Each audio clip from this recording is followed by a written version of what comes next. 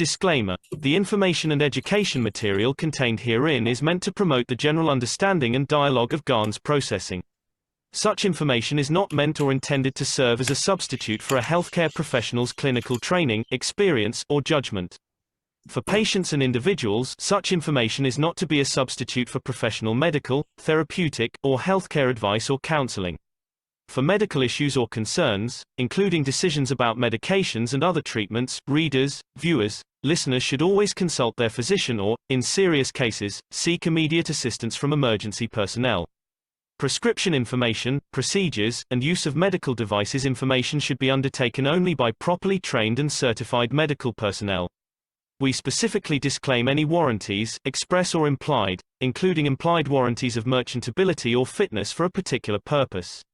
Such information is provided, as is, and is believed to be accurate at the time of its publishing, but it is the viewer's job to evaluate the accuracy of any information found in this presentation.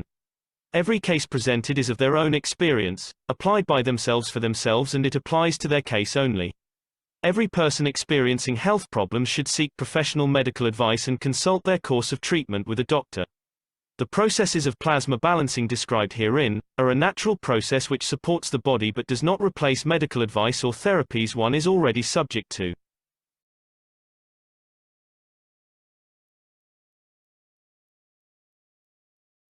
And help me in welcoming Alex. We certainly do appreciate your presence, Alex, week in and week out, without fail. I think you've been here regularly.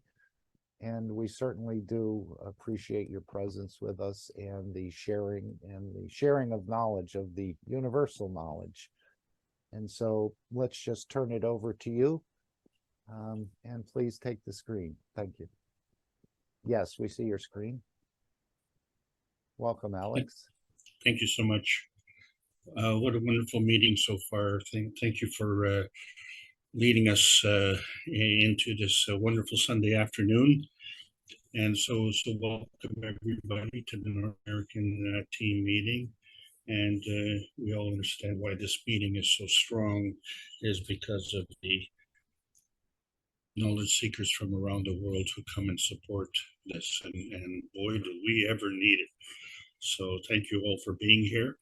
And we're going to go on another trip because we're looking at the teachings of Marin Devakotakesh, and this is part of the Spaceship Institute Plasma Science. So as such, what we're talking about here, this is the Kesh Foundation Spaceship Institute teachings on plasma science. We're at the intermediate outer space level. We're going to go down the plasma highway. My name is Alexander. I'm from Canada. It is April 16th, 2023. This is the Kesh Foundation North America Plasma Education Series. We're into the outer space search. And so we covered the basic outer space a while ago. And we discovered the reality dimension, which is actually in outer space. And now we're investigating the intermediate outer space. And as I said, we're going to go down this plasma highway because that's how we get to outer space. And as we're searching for this, we find that in order to get that little piece of pie in the sky, we have to go on this plasma highway. And there are many on-ramps and off-ramps on any highway, and we seem to have chosen the smallest one. And it's not a bad place. I think it's heaven, and we call it Earth. And that's why we've all come here. And we all want a piece of it, don't we? But we have it all. We don't need to have a piece of it. And not only that, but this is just a piece of the rest of the universe. And we don't have to have a piece of that. We can have it all. We just have to know how to navigate this plasma highway. And so that's kind of featured in book number 2, The Structure of the Light. And so we find that if we're going down this highway, we have to change our little knowledge of the sciences. And so today we're going to feature carbon-14. And we're going to see if we can pick up any hitchhikers. So in order to understand that, we've always had to figure out what our dimensions are. And so, we've always looked at the relationship and the ratios, and we find that we have 2 feeding dimensions. But in fact, we have 3 feedback dimensions because we don't lose those first 2 dimensions. So those first 2 dimensions are 1 and 1. And when you add the feeding dimension, you still have the 1 and 1. And so now you really have 3 dimensions, and we try and understand, what part of that pie are we looking for? And then we realize that we're none of those 3 dimensions. We're in a different dimension. We're the observer, or we're fudging our knowledge because we don't understand these relationships. And so we confuse and we say, okay, well, 1 plus 1, but it's not the same 1. And it just goes unspoken. 1 plus another 1 is not the same 1. That's why it makes more than 2, because you still have the 1, and which is the scientific community's understanding of physics. And you have the other one, the spiritual community's understanding of physics. And then you have the Keshe Foundation plasma science, which adds to the knowledge. And so what we're looking at is to change the rate of change. Change the rate of change, right? So that's one of the reasons we go down the highway.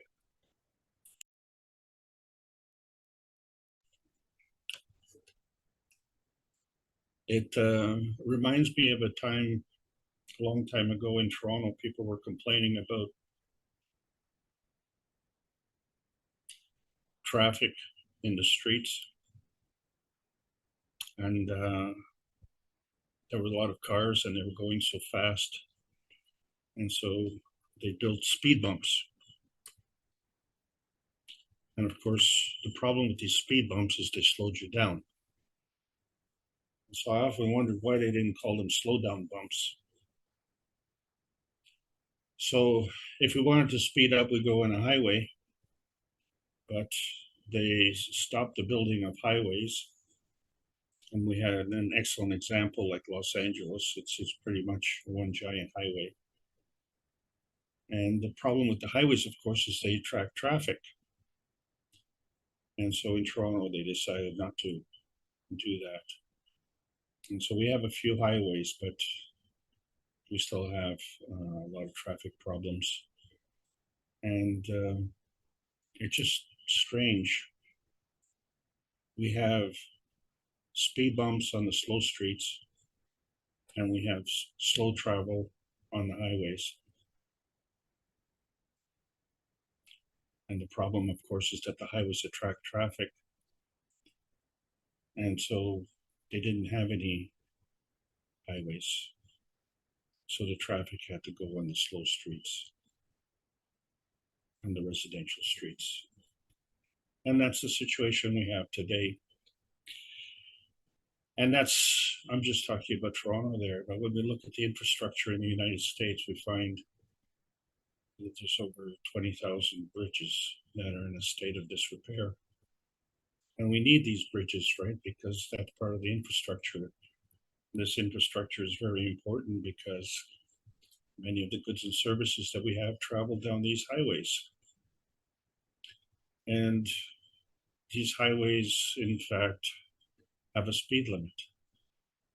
And so that's where we are. And how does that relate to the plasma science? Well, so we find that the plasma fields of our Earth have 2 hemispheres, and they have a rotating field. And this rotating field has an inertia that's created from a star formation. When you have 2 star formations come together and they have another inertia, and that inertia manifests itself into our Earth. And that's why the Earth only rotates in one direction, whereas the plasma fields rotate in two directions. So 1 and 1 creates more than 2. And not only that, but we're part of the sun space. And the sun comes up every day and sets every day. And so this is the kind of thing that we have to understand, that all of these field forces that are being created are a form of inertia. And it's a star formation inertia. And as such, each field has a soul. So even the inertia of that field has a soul. And so the thing about the Earth, of course, is that it's very stable. We say it's gravitationally stable. And so we find that the plasma fields also have to maintain this gravitational stability. And so we do this by converting the energy.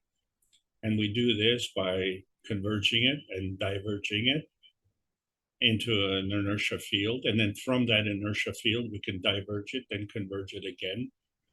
And so the way we do this, which is unseen, is this plasma highway that we're going to talk about today. And so we see examples of it. We see how this emotion of knowledge, which came down this highway, created the peace dome on this planet. And that is the soul of the inertia of this planet. And we find that our physicality is created from cells, and these cells have souls. And the pattern of the cell souls is similar to the pattern of the soul of inertia of the planet.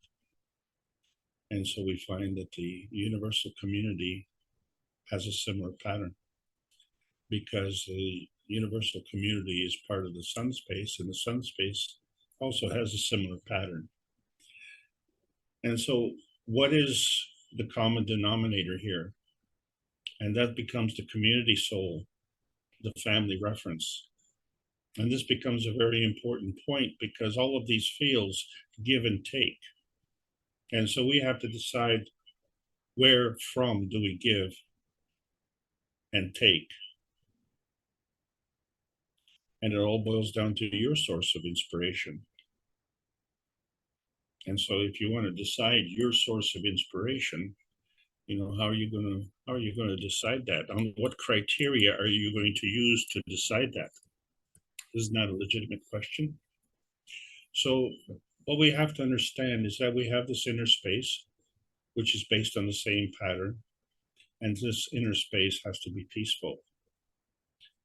And so, in fact, this inner space peace is what leads to the on-ramp of the plasma highway.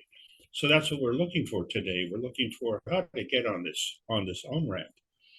And so we find that we have man-made boundaries of thought, because we have to think about this. And so when we look at our thoughts, we say, oh, well, we're physical, and so that's our launch point, and we want to go somewhere, so that's our landing point. But before we want to go there, we have to think about it. And before we can think about it, we have to figure out, before we get there, we have to figure out how we're going to get there. So we're looking for this on-ramp. And so we figure out, well, this is not what I want, and this is what I want, and we make choices. And the process of making choices, do we diminish ourselves, or do we enhance ourselves? Or are we able to move from here to there? And so let's say you want to leave home and you want to go to the grocery store. In the process of going there, would you diminish yourself? Or would you change in your physicality? Because if you did, you wouldn't be able to get there, would you? So we have a gravitational stability, and we have a thought process, and that is gravitationally stable as well. So therefore, there has to be some way to travel from here to there. And so that would be the plasma highway. because that plasma highway would be magnetically stable. And then you have to make a choice how to get on that highway. And then you find, well, that's my on-ramp. You make that choice. You always have that choice. So why are we making bad choices? And that's because we don't understand our emotions. And so when we see from our point of view, which is our man space point of view, we see, the emotion of man. And that takes mostly, for most of us, only the physicality. And so our physicality has a lot of emotion. But that emotion is manifest in our presence. And so our relationship with our presence has an emotional context. And then when we look at wherever that presence is, we want to maximize the benefits of our presence. That's if we care. And if we care, then that affects our position. And so to decide what that vision is, what that position is, we have to have a vision of that position. So in other words, we look at the situation that we have now, and we look at the situation that we desire. And so that becomes the emotion of vision. And how do we get there? How did we get here? When did we obtain all of these emotions and conclude with this vision, which allows us to make this decision? And how do we accumulate all these family emotions? So we found that we have an emotion of knowledge, which is ingrained in us. And it's part of the soul space point of view in the sea of outer space. And so we have been preoccupied with our point of view of our man space. And now we find out that within our man space, there's more to it than just being physical.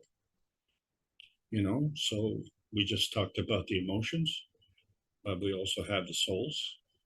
And somehow we can transcend these various energy states. And so we see the more we learn, we find the more we have to learn. And these are skills. These are skills that match our attributes. We have wonderful attributes. We have to accept them and utilize them. And we have to learn how to be more effective. And so one of the ways we have to do is we always have to start at the beginning.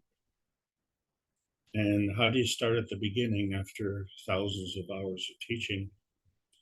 And so the best way to do it is to define plasma and what is the difference.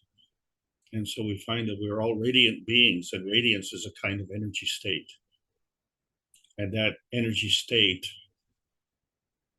transcends many different energy states. And so understanding that helps us understand our earth space. And understanding how earth space operates helps us find our inner space, because our inner space is dependent on the inner space of the earth space. But how do we get here? And so that's what's missing, our understanding of outer space. So we're searching for outer space, and this is pretty important. And if that's not important, well, then don't worry about it. Nothing's important. Because what we're talking about is the creation of the universe, and we see that it exists from energy.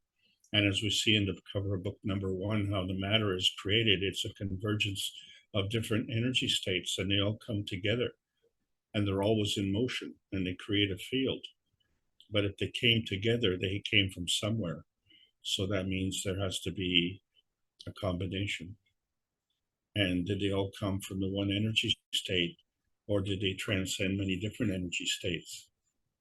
And obviously they would have had to, because we have plasmatic states and physical states. And how did they get here? And so we find that these came via energy feeding packs, and the emotion of knowledge was packaged within these feeding packs. And we found that these feeding packs are gravitationally stable. But, you know, they have to make a choice as well. And they can go this way or they can go that way. But in fact, in order to be gravitationally stable, they have the capability of going both ways all the time. And so there has to be a preference. There has to be a susceptibility. And so we have plasma rules. And so we see that the energy states increase or decrease. And in the plasma rules, it's done by an order of magnitude, which is 10 times. So if you go one state, it's 10 times. If you go two states, it's 10 times 10. That's 100. And if you go 3 times, that's 10 times 10 times 10, it's 1,000. So we can see that we can be more effective in higher energy states. And as a result, these higher energy states therefore feed the lower energy states, right? So this becomes very important. This is the basic feeding rule where the higher strength feeds the weaker strength. And so when we talk about what it is that is higher and weaker is a field of energy, because the energy is always in motion. So, you know, it's just like cows, they're always in motion. And if you don't put a fence around your field, the cows will be in motion all over the place. So if you want to contain that field, you have to put a fence around it. So we find, plasmatically speaking, plasma absorbs fields, and plasma is a barrier of fields. So being a barrier, it has a fence around it, and being an absorber, maybe we could put more cows in that field. And then we find that these energy state changes manifest through natural creation or natural decay. But some transfer states are catalytic or non-consuming. And so when we look at this plasma feeding rule, we find that because these are different energy states, we find that they have different strengths. And so in our mind, when we look at the feed strengths, we say bigger, bigger, stronger, faster.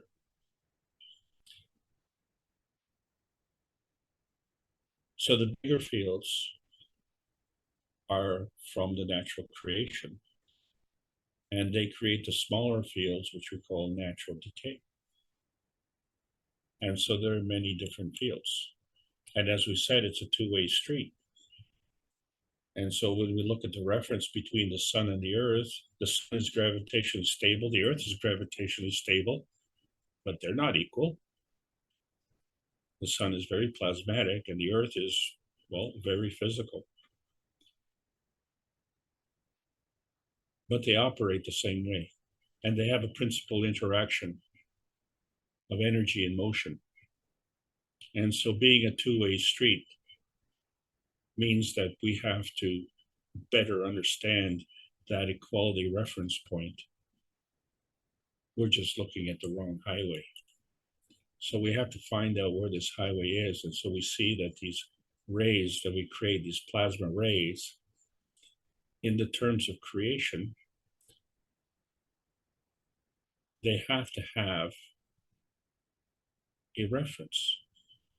And so that natural creation has a reference to natural decay. But the sum of that natural creation and natural decay is creation. And so the opposite side has to be there to balance it off. And we call that natural decay. But in order to balance that off, that natural decay has to have a creation. So in fact, whether it's a decay or whether it's a creation, it's always a creation. It's our understanding that is the problem. And so we don't understand how these two fields interact. So we fudge that bounding factor. And we don't exactly know how to cross that fence. And so we have a boundary fudge factor. But the fact of the matter is, as basically the plasma feeding rule says, it's a two-way street. And so part of the natural creation includes the natural decay, and part of the natural decay includes the natural creation. But when we look at the sun, it has a catalytic stability. And so there we have another highway intersecting. So there are a lot of plasma highways, and we have to figure out how we get on, except for one very small point, and that is we are living by the laws of attraction and repulsion, which follow the rules of magnetical and gravitational interaction. We call it the feeding system and the feedback system. And we have the capability to turn it on and turn it off. And we can either increase or decrease the strength. And by doing so, we can either enhance or diminish the position. So we have choices. And we have to make those choices. We cannot delegate these choices to someone else, because your choice is your choice and exclusively your choice. So you have to have the skill to make that choice, and you have to have the courage to be the last man standing to make that choice.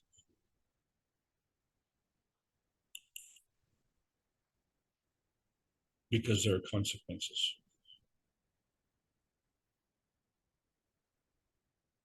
And they affect your core positioning.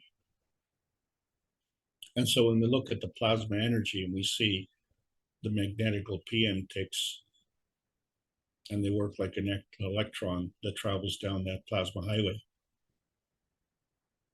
But then we see that the electron is part of this atomic marriage with a proton, and it has a gravitational component and becomes part of the rays. Is one and the same as the other? Or are we suggesting that one is plasmatic and one is physical? And which one is it? So when we look at the fundamental principles of the energy transfer, we see that the larger field plasma of the proton feeds the smaller field plasma of the electron. But the two work together, and just like the sun and the earth, they don't look very equal either. So we're missing something. And so we find that when we look at the model of nuclear decay as outlined by Mr. Kesh, and this nuclear decay is of the neutron, this is how we create the proton and the atom marriage, which we call the atom. But in the process, we also create the PM tick. Also, there they are, the two things that we're trying to figure out what they are. But we call it part of the decay process, but we've already ascertained that the decay process is part of the creation. It's just your point of view, isn't it? And so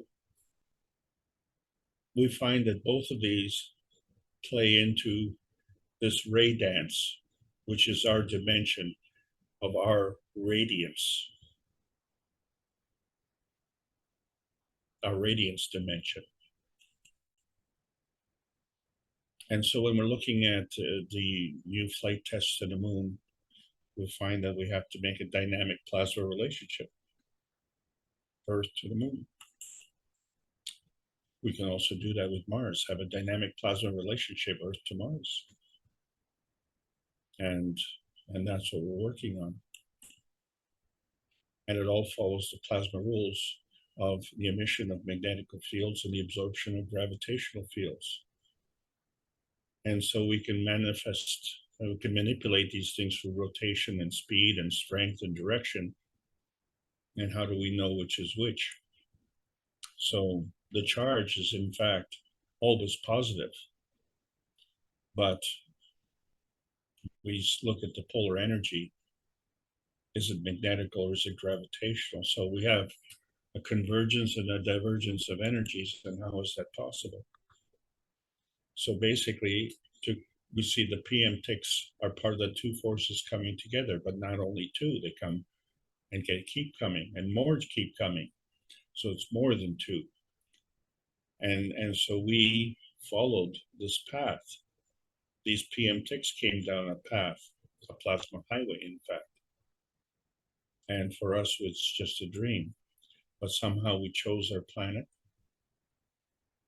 But we had to see our planet before we could choose it, didn't we? There's a sequence. And so that planet becomes an inertia manifestation. And our arrival on this planet becomes an inertia manifestation. And that was regardless of time and distance, wasn't it? And so we see that 1 and 1 is more than 2. And in fact, humanity-wise, it's pushing 8 billion. And so inertia manifestation of a kind involves the PM ticks and the magnetical feeding. But when they come together, they create a maggrav condition, which is gravitational. And so the combination of those is part of the force field dilution, which is the bringing together of the energy packs into the principal transition and convergence matter. And so all of that becomes a field interaction, which is called inertia, but not only, because that takes care of man space, but Earth space has done the same thing. So it has a field interaction of inertia. But that field is a feedback field. And so our feeding field and the Earth's feedback field creates another field interaction of inertia, which is our existence on this planet. And so our feeding field starts from our soul spectrum, which is our inner space spectrum. And as we discussed our radiance, it becomes a plasmatic manifestation and becomes a feeding radiance. But that feeding radiance comes back and becomes a physical manifestation as a feedback radiance. And so regardless of which way it's going, this inner space spectrum is very stable. And so all of this together is our man space field. And we are at this point inside this man space field. And it is from this man space field that we have this feeding radiance.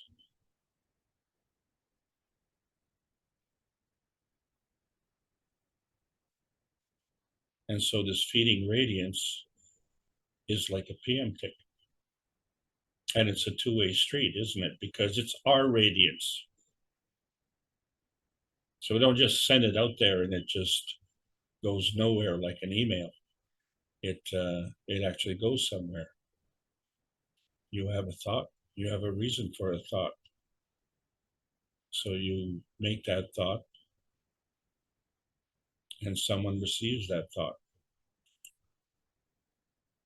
But you don't decide, you don't get to decide who receives that thought.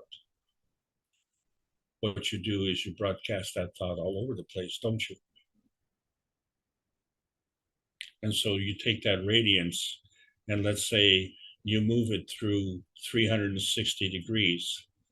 And here I've only put a rotation every 45 degrees. So you see 8 different positions. It's kind of like a clock, isn't it? Clock has 12 positions. And the positions in between. And if it were to rotate faster and faster and faster, it would become a blur. And in order to maintain that blur, we have to have a field force.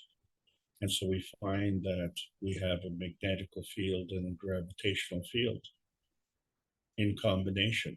And this becomes part of natural creation. And so This is representative of how the cells operate with the magnetical gravitational field. So we have over 70 trillion cells in our body, and all the cells follow the same gravitational stability, but some cells are kidney cells, some are stomach cells, some are heart cells, some are brain cells.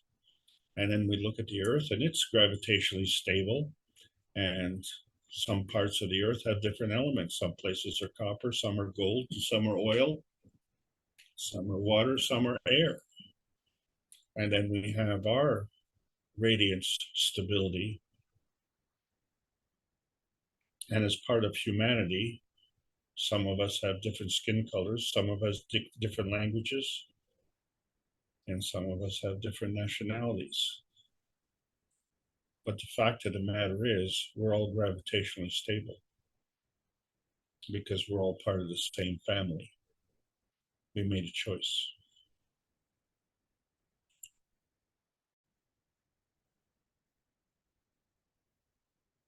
And because we made that choice, that becomes our feedback.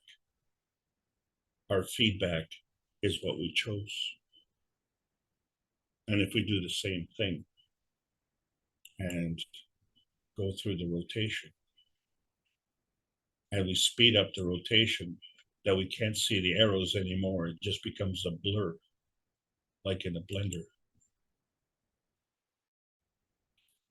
We find a magnetical gravitational field force, but this time we call it natural decay, right? Because it's coming together.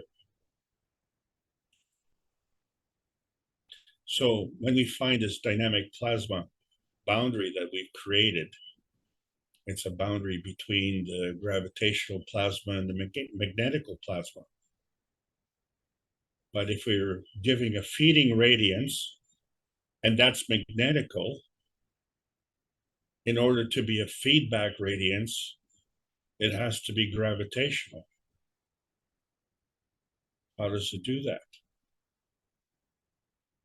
And then inside, we're gravitationally stable. Well, how can the gravitational plasma come back to the gravitational plasma? Light repels.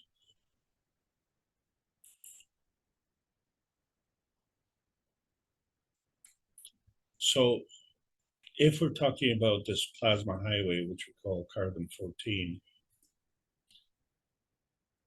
in the physics, we call that an isotope. Carbon-12, in physics, we call that an element. And the nature of the element is it's elementary. And so the element becomes this lowest common denominator, which we call it an atom.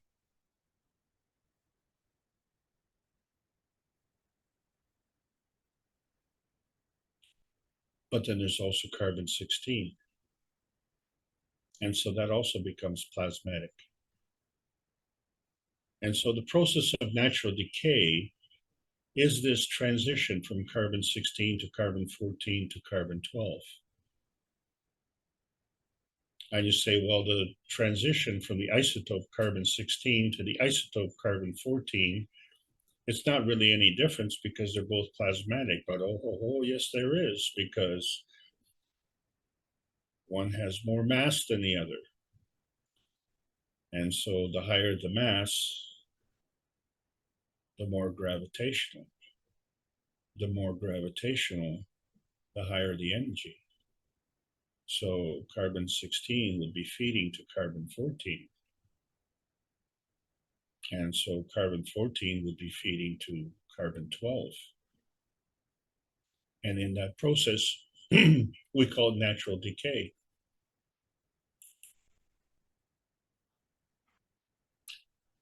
And so it's just like the neutron breaks down into electron-proton combination, but it also produces these PM ticks. And so these PM ticks are radiating from this gravitational stability point of the plasmatic field. And each of these PM ticks is a radiation point coming from the radiant U. And it doesn't diminish you, because the radiant U is catalytic. The radiant U is already on the plasma highway of carbon-14. You just don't know how to get on the on-ramp. And you better get on the right ramp, because it's a two-way street, so you want to know which way you're going. And so we can emit, we can absorb, and we can do this at light speed. Well, how fast is that?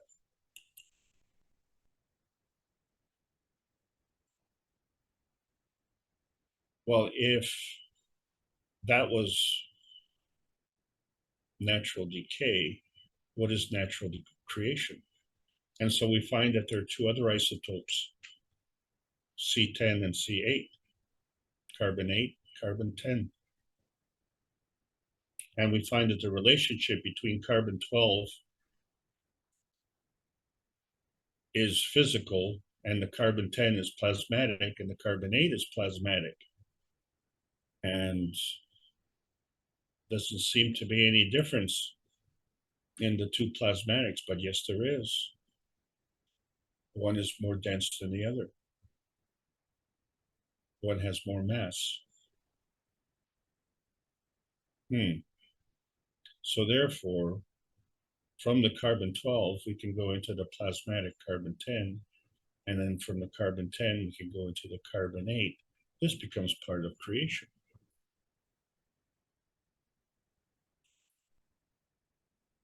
And isn't that what we do when we do the cups of life, right? We start with carbon-12, and then we nanocoat. And then from that, we get the GANs. And so the GANs has a radiance, and it manifests from the GANs. And we can create lots of GANs, carbon dioxide GANs, calcium GANs, copper GANs, zinc GANs, amino acid GANs, water GANs. There are many other GANSes. This is a very simple cup of life. The universal enhancement units have over 400 GANSes. More complex, more stable, more gravitationally stable. And so we see that, you know, in the carbon-12, we have a physicality spectrum. That's how we identify the carbon-12. But then we also have a plasmatic spectrum. And so we've been able to identify the nature of the nanocoating and the GANs products. But those are still visible. But the field forces are plasmatic, and we can't see them. And somehow the two are bonded together. And they affect everything.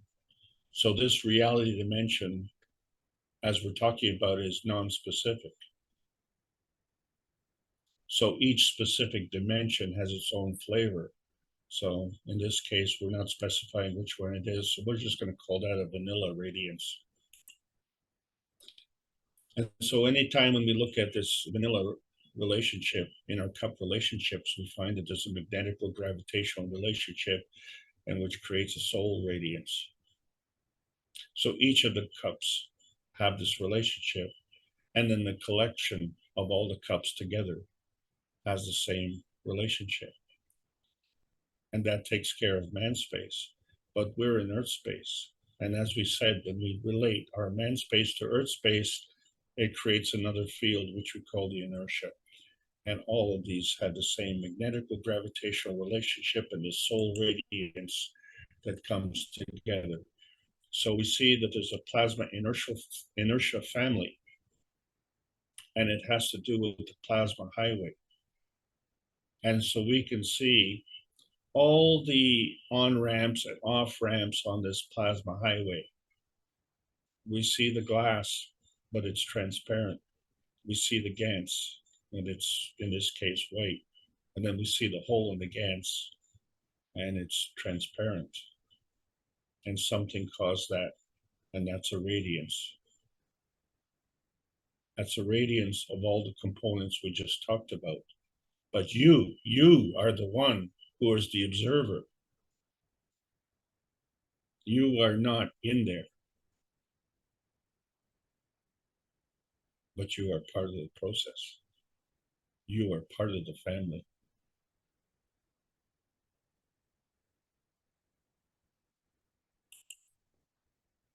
So when we look at the whole thing together, we see the convergence of energies.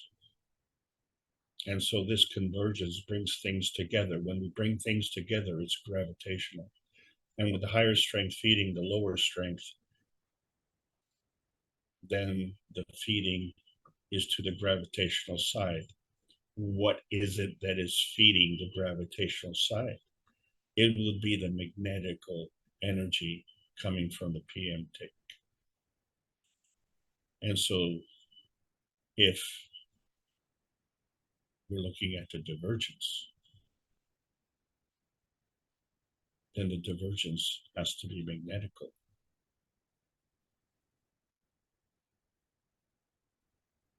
Because we're going into a higher state. How can it go in a magnetical direction?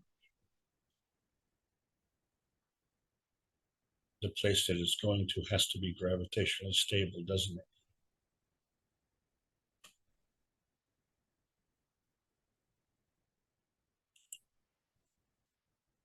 And in the in-between state, what about this in-between state? That's a transition state, right? It has to have this magnetical gravitational relationship. So if we look at every one of these states, all the way from carbon 8 to carbon 16, each of these are gravitationally stable. So therefore, the radiance is magnetical. Well, if the radiance is magnetical on all of these states, how can they interact? So there has to be a transition state. And that transition state has to be of a different polarity.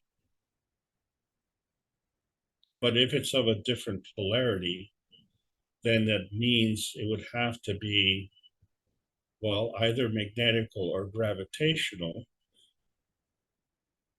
But how can it go both ways? And where is the susceptibility? And so the susceptibility boils down to its mass.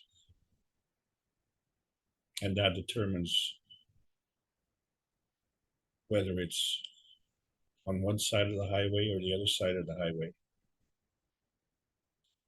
But if you stand in the middle of the highway, whichever side you look at, there's a highway there. So traveling down the highway, you have to have a magnetical stability. And so if we were looking at the basic radiance feeding of your gravitational plasma, we find that the vertical emission becomes a magnetical plasma. From that magnetical plasma, it has to have a gravitational stability, doesn't it? Because that magnetical plasma radiates a magnetical field. But that magnetical field then has to come back. But why would it come back? On what basis? On what basis would it come back? Because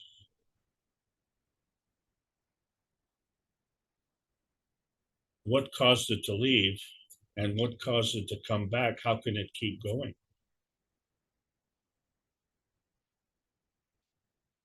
And if the magnetical field is emitted, and these are all magnetical plasmas, so they repel.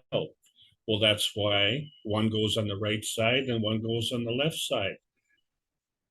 But when they come into the South Pole, If they were magnetical, they wouldn't come together, would they? Because like poles repel. So therefore they would have to flip their poles and carry on that highway. But now they're gravitational. But then the gravitational poles on both sides would be the same, and they would also repel, wouldn't they? Well, that's the whole point, you see, because when you're looking at that vertical emission, you find that it's a two-way street also. And so in order to be gravitationally stable inside your inner space, then you have to have a magnetical emission out of the North Pole and the South Pole. But there's a preference. There's a susceptibility. And so there's a giving and there's a taking. But the thing is, one magnetical plus another magnetical is more than two, because you still have the magnetical plus you have the inertia of the gravitational. And so if you have a feeding radiance coming out of the South Pole, that will attract the gravitational plasma as part of your feedback radiance. And that's why it comes together. If it didn't do that, it just simply wouldn't work. It can't work. Like poles repel, opposite poles attract. That's how you get a mag-graph balancing. So in other words, there has to be a link between the various energy states. But overall, there has to be a feeding and a feedback. And there has to be a creation and a decay. Has to be. You can't maintain a balance if you don't have a two-way street. So that radiance pole has to be able to flip.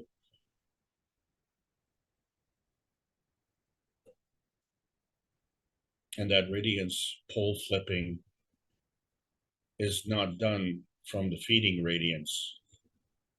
It's done in the feedback radiance.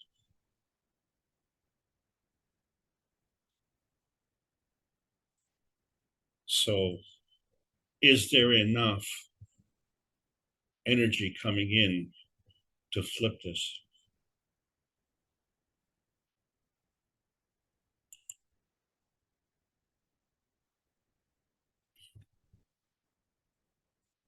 So in other words, you have the PM ticks transcending from the carbon 16 to the carbon 12. And then you have the PM ticks transitioning from the carbon 12 to the carbon 8.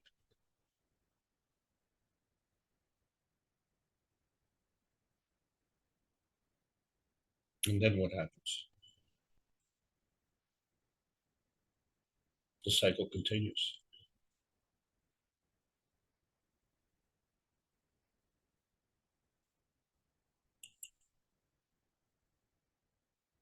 Well, how do we change our position?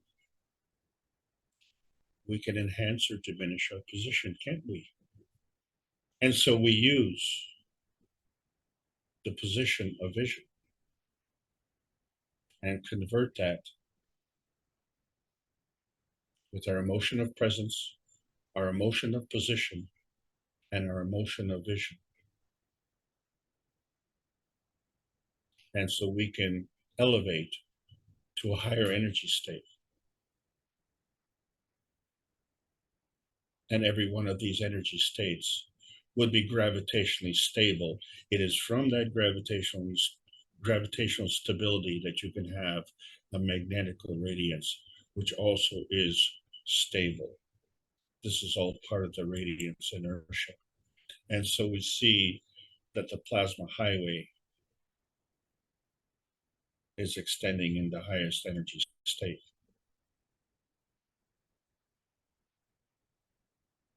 How do we get to that highway? the main connection is the carbon-14 highway, because the higher energy state feeds the lowest energy state.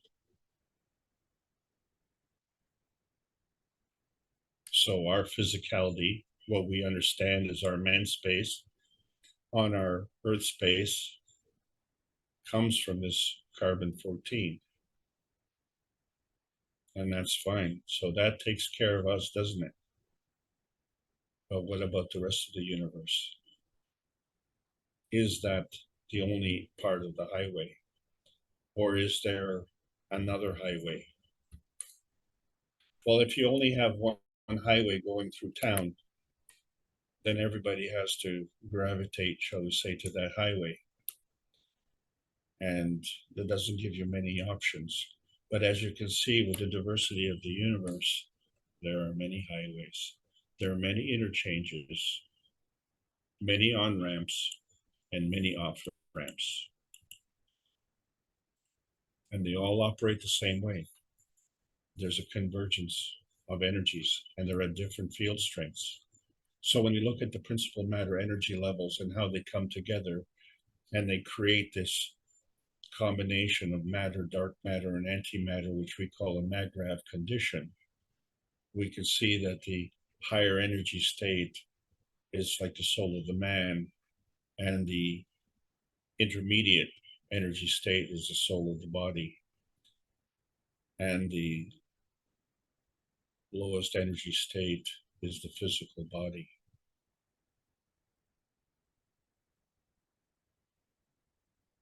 But there's something wrong with this picture. You see, because when we define manifestation, it's when two fields come together and they can be tangible or non-tangible, visible or non-visible. So it's this plasma feeding, higher energy to lower energy, which leads to this manifestation.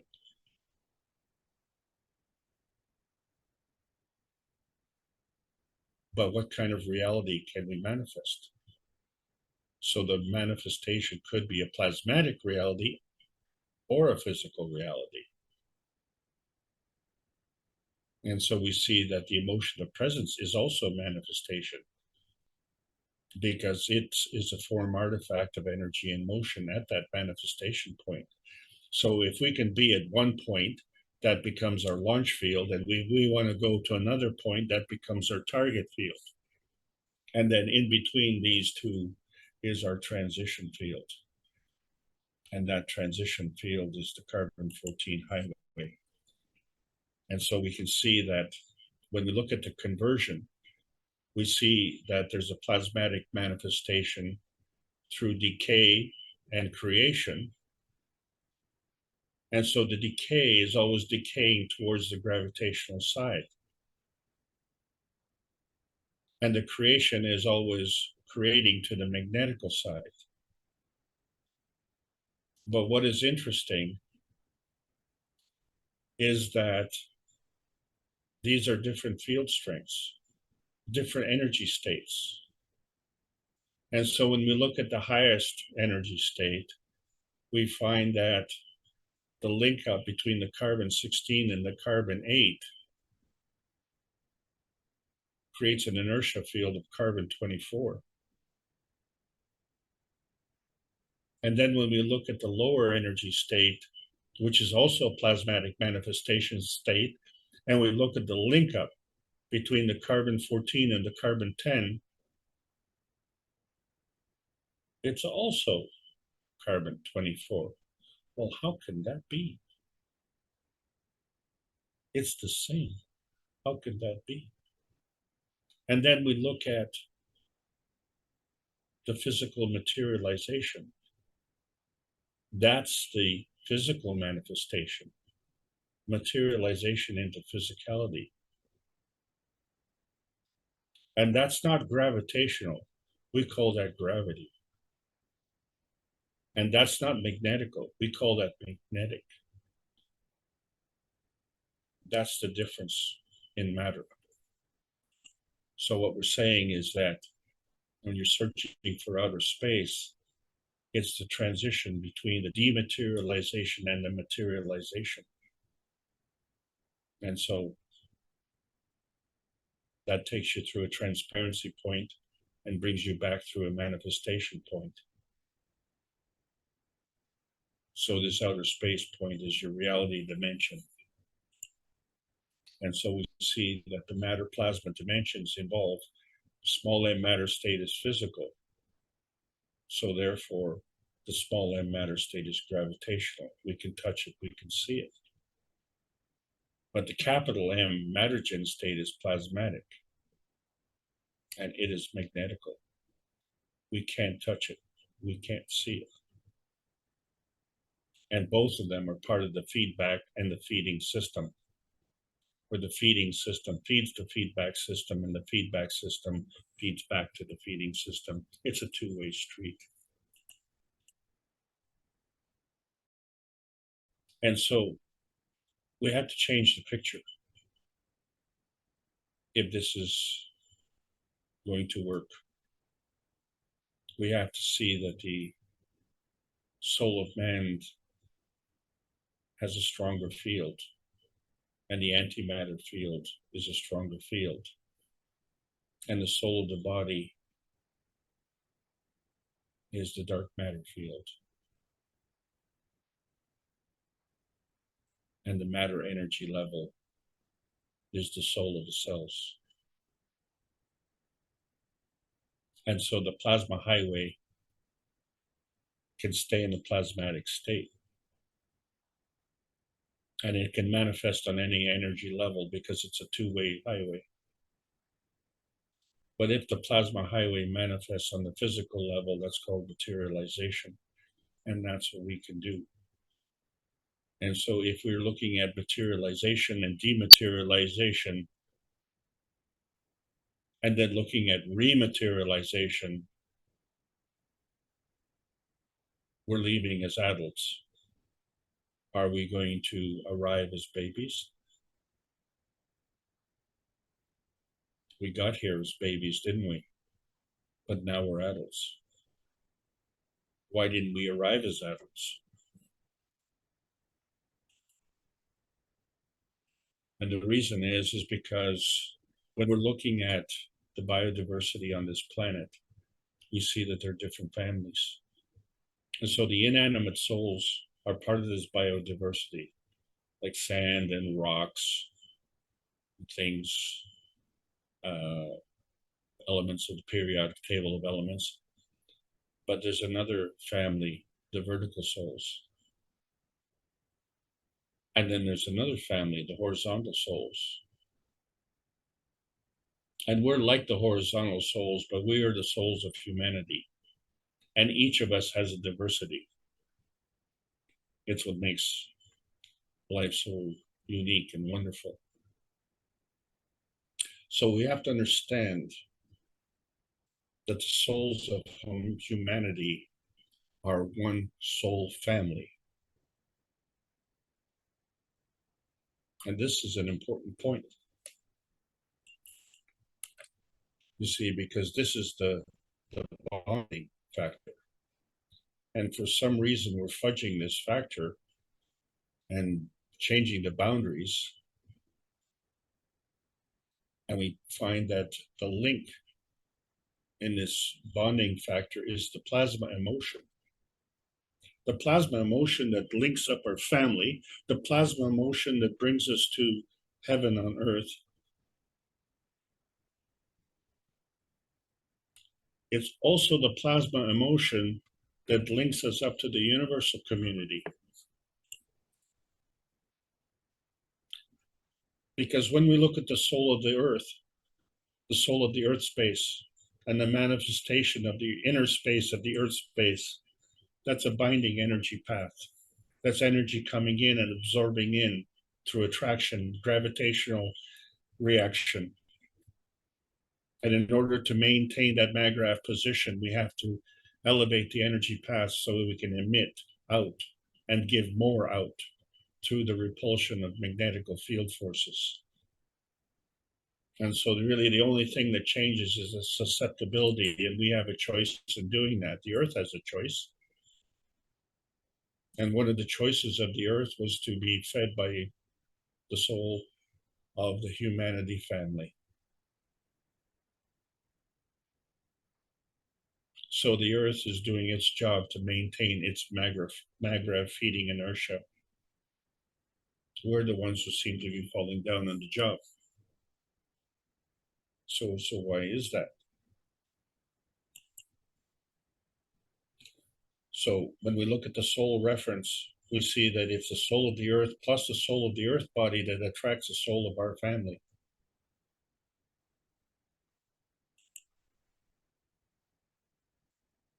So it's the soul of the Earth body and the souls of the family of man which attract the family bodies of man.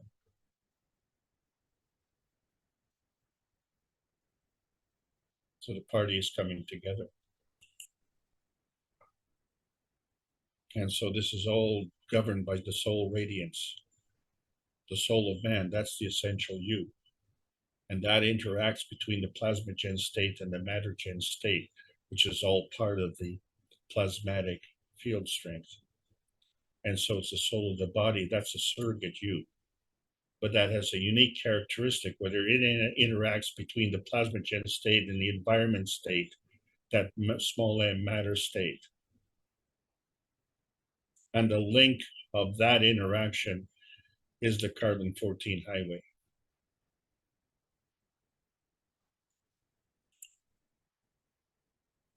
That's a dynamic plasma highway that allows us to, from our inner space point within our inner space field, to do vertical and horizontal emission. So the vertical emission is transition, the horizontal emission is transmission. And we navigate, and like every highway needs a map, and we have an emotional position map, which is governed by the feeding radiance and the feedback radiance through this reality dimension, which is governed by the field forces that are generated through magnetical and gravitational interactions. This is the dynamic plasma interaction. And we can see that because it's beyond our aura. So we have an aura, we have a soul, and we have the physicality. We have all three. And so we have to navigate somehow, and we use the emotion of position to navigate that. And what helps us is the emotion of vision. And it's not just with the eyes, it's through the ears, the nose, the mouth. It's all the inertia feedback vision to our radiance, isn't it? And then from that radiance, we position ourselves, and we have this plasmatic symbiosis, which creates this radiance symbiosis, which facilitates our soul positioning. So when we go to sleep at night, when we go to dream, and we come back in the morning, we do it perfectly, accurately, and we hit the bullseye every time in that target. And so wherever we go, we hit the bullseye there as well. And the connection between those two is the plasma highway. And so that plasma highway follows the knowledge highway, which is a reference from our family reference. And it comes together so that we take what we need and we give what we don't need. But not only, because what we need is what enhances our soul. And so if we have it, we don't need it, we can give that.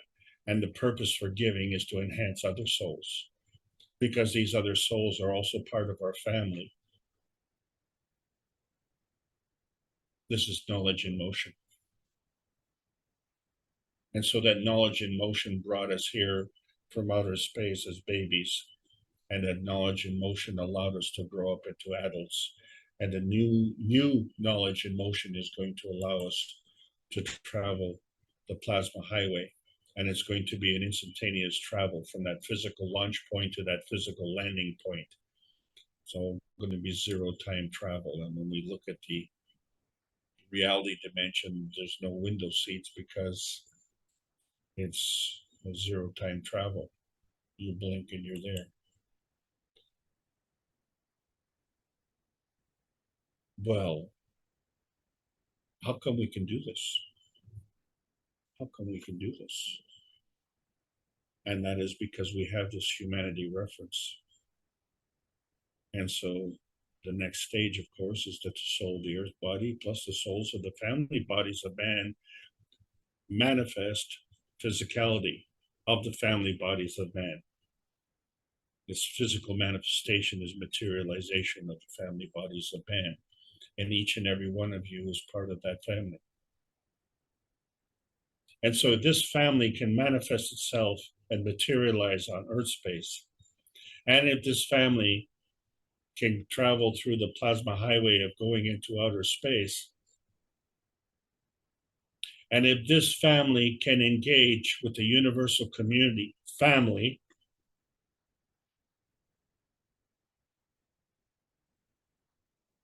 that becomes our humanity reference.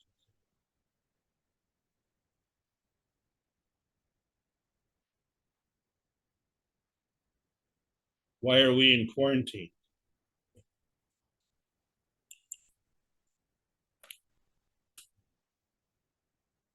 We got here. The soul of the sun plus the soul of the earth is what attracted the soul of man, isn't it?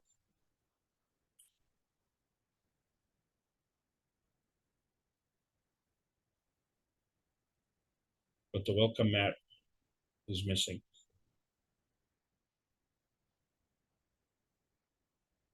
See, this welcome mat isn't just a welcome to Earth as a prison. That's not a welcome mat. A welcome mat allows you to leave also. So what we're talking about is the welcome mat. That is the on-ramp to the plasma highway. That's part of our soul sequencing. And so this is why our pursuit of happiness is always going to fade, because man has never launched a rocket into outer space, because we don't question, do the earth rules apply to our inner space or to outer space? No, because we delegate that authority to others. We don't take the responsibility to make the individual choices. The individual choices which are important for our energy binding with respect to that gravitational materialization that we have.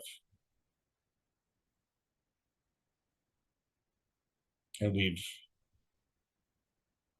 changed that and created a binding system at the expense of others.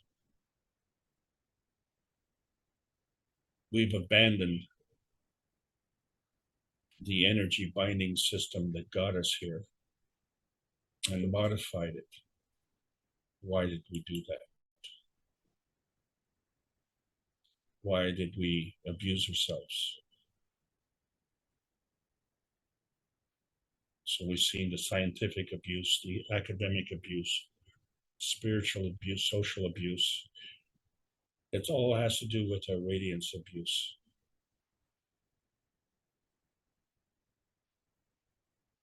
And so we have to become soul hunters.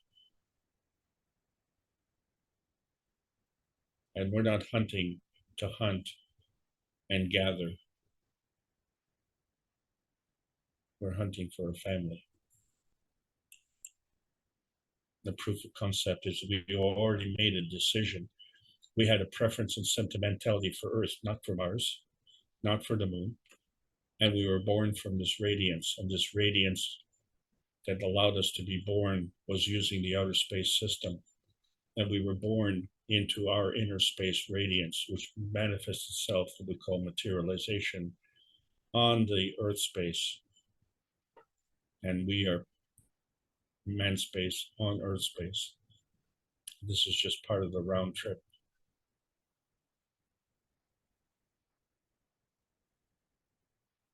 It's a round trip because it's not a prison.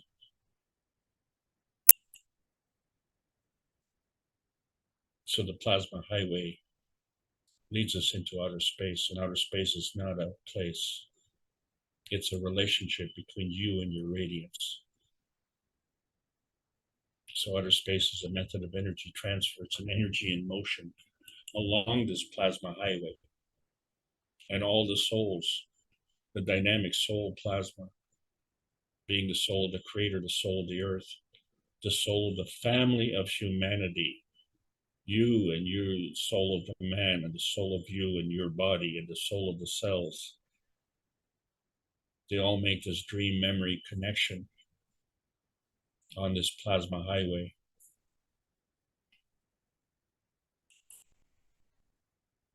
And this is where science meets the soul of man for peace. On this carbon 14 highway. And look, we have excitable visitors. They are also dreaming. Which reality dimension did they come from? And is their on-ramp our off-ramp? Are they part of our family? They also want to come here.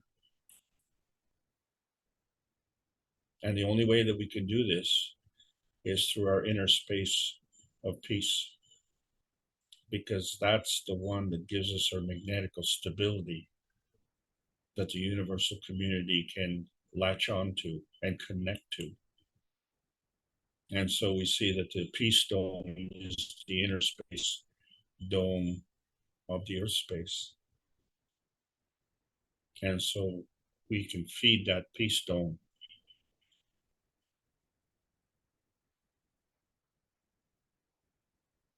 We have adopted the earth space as our home because it has a peaceful inner space. It's heaven.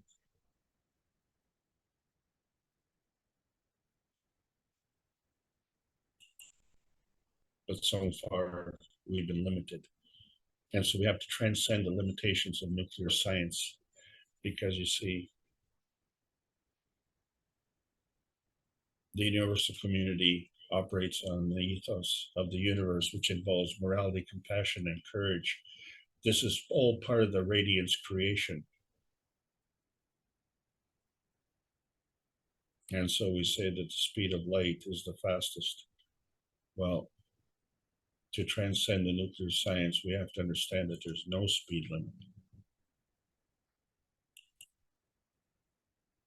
The plasma highway is unlimited.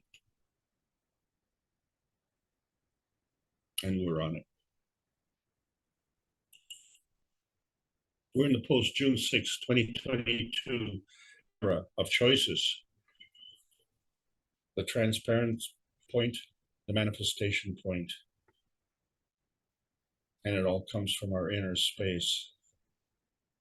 And that's the link between our earth space and outer space. And on April 28th, it'll be time for the world leaders to give up their addictions and reconnect to their inner space. This is the true power of the emotion of knowledge. So we're starting to become aware, because this is the Keshe Foundation Spaceship Institute, teachings on plasma science, calling all Earth space sweethearts. Make the conscious choice that you have already made in your dreamscape. There's a world peace treaty. It needs to be signed with a pen. The emotion to do that comes from your heart, comes from your soul, your inner space of peace. Reflects the emotion or vision that allows the field of life choices free from the boundaries of abuse, from boundaries or abuse. And follow that emotional position map that has the plasma highway, and let the universal community be your travel guide, because they're using that highway all the time. And so the earthbound soul family can transform the gravitational, physical, and emotional vitality.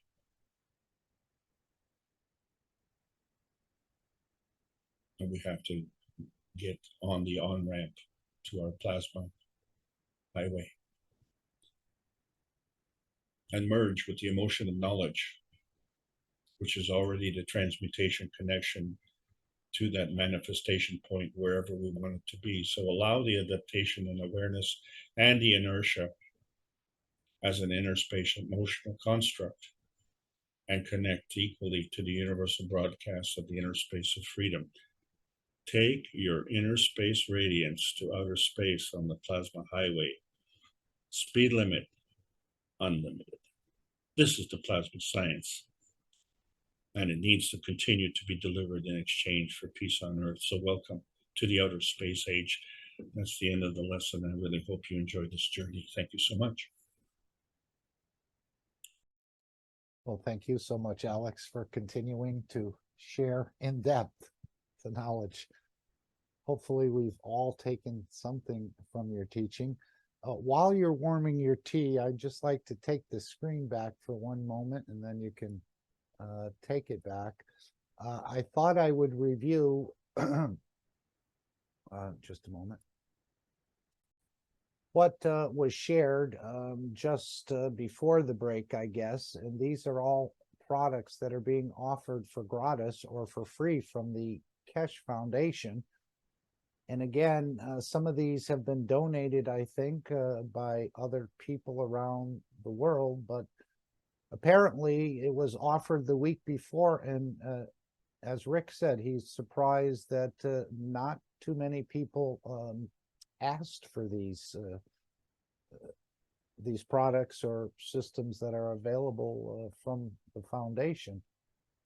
So I have an inkling that if you ask, you may receive. There may be more of these than just one.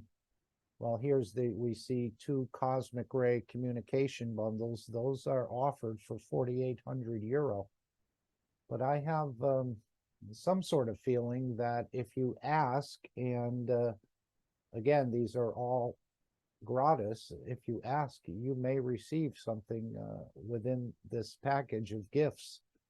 And perhaps that was part of the Easter package in a way, even though there were specials in the store and everything.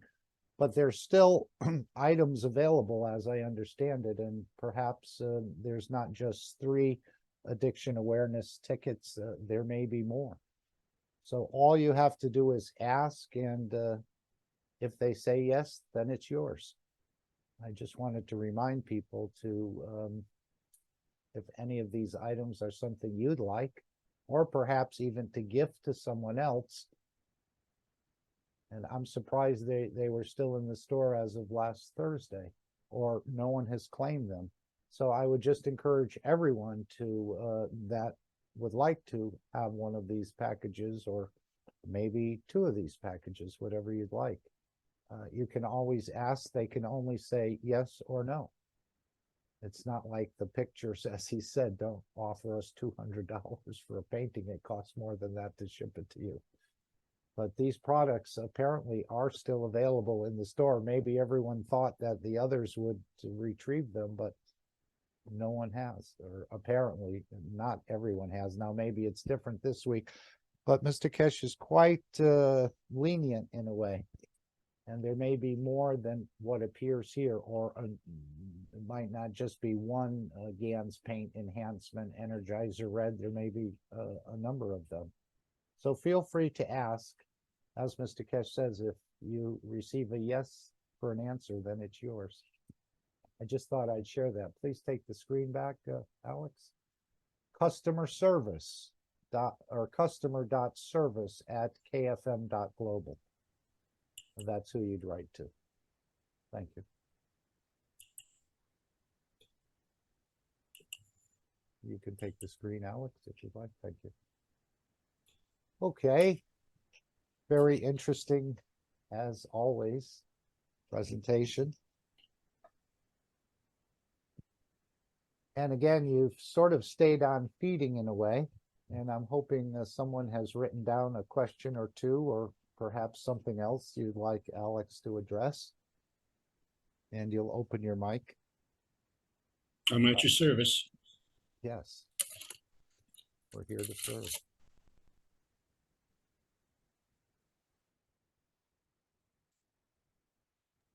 And again, the amount of knowledge you're covering is quite immense, Alex, but I would think that someone would have a question, not just myself or Dean or someone else.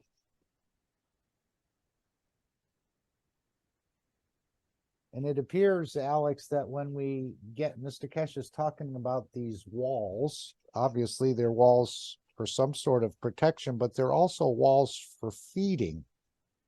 Now, I was thinking if we can control the inertia, obviously we're getting enough fields that we can convert within us. Why do you think he's going to put it into the walls, but that wouldn't need a conversion? It would almost be like the skin in a way. And I'm just going to, if I can, I'm going to take the screen one more time. Sorry, Alex. Okay, go ahead. What I wanted to show here was this, and this looks like human skin.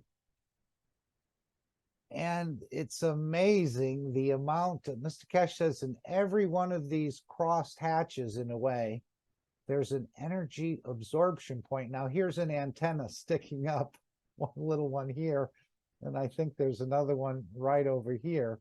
He said these are nanomaterials and sort of antennas that stick up, but every one of these cross hatches is a point where he said in the future, the scientists would be able to show small vortexes perhaps going in there. And even if you don't have any hair, apparently there's something in the root that is creating some sort of position to attract fields.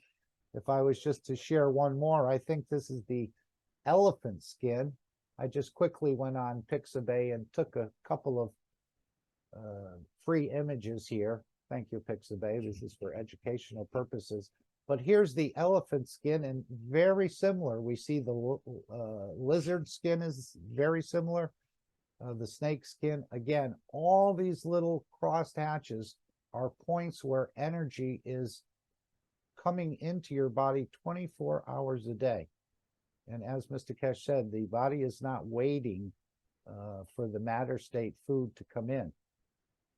It's continually doing this process. So this is just maybe a small couple of inches or something like this, but look at the amount of points of energy absorption that we all have, but apparently we're not using to its fullest extent. So when we get to the moon, if he's putting the energy, embedding it within the walls of a structure, then have we learned to convert, or are we still in the same position in a way?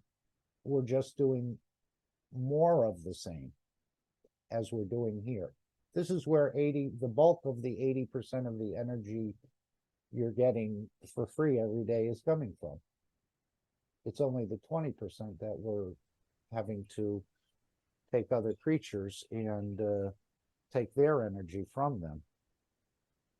So if they're putting it into the walls, that means we haven't reached this point of conversion. I'm thinking all the fields that are coming in could be converted, but we don't know how to reach that last 20% of it. Or is there, it's playing with the inertia, I know. I think I know. But are we going to go to the moon and basically do the same thing, except we'll be assisted by some walls that have energy in there that'll probably be absorbed directly into the body? But to go around in space, to be able to do this, is obviously going to take some playing with the inertia, I would think, to be able to convert. But look at the structure that the human body has created. All these, as he said, like the soccer ball out of leather that's sewn together. All these little points are points where energy is coming into the body. So we have quite a fantastic structure just going out the gate. Please, Alex, take the screen back. I just thought I'd show this magnified cross section of the skin of the man. Well, before you do that, yes, what I'd like to say is, well, first of all, you've asked about 4 or 5 questions in one question. And then everything's normal. That seems to be your habit. Yes. But there is a common answer. So if we were to look at this picture, then it's a brilliant picture that you have, because can we say that all of these grooves are highways of energy?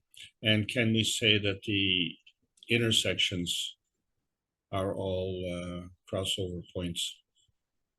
So there are obviously, as you can see, some triangular formations, or the point is you see corners. And so the corners are the magnetical points, and the body is the gravitational point. And then you have to understand that when these points come together, then they are all converging as magnetical points. So how can that be? So that connecting point, that convergence point, as you say, has to be a vortex of energy.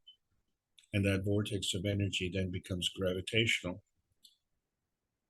But now it becomes another emission point, another field of inertia.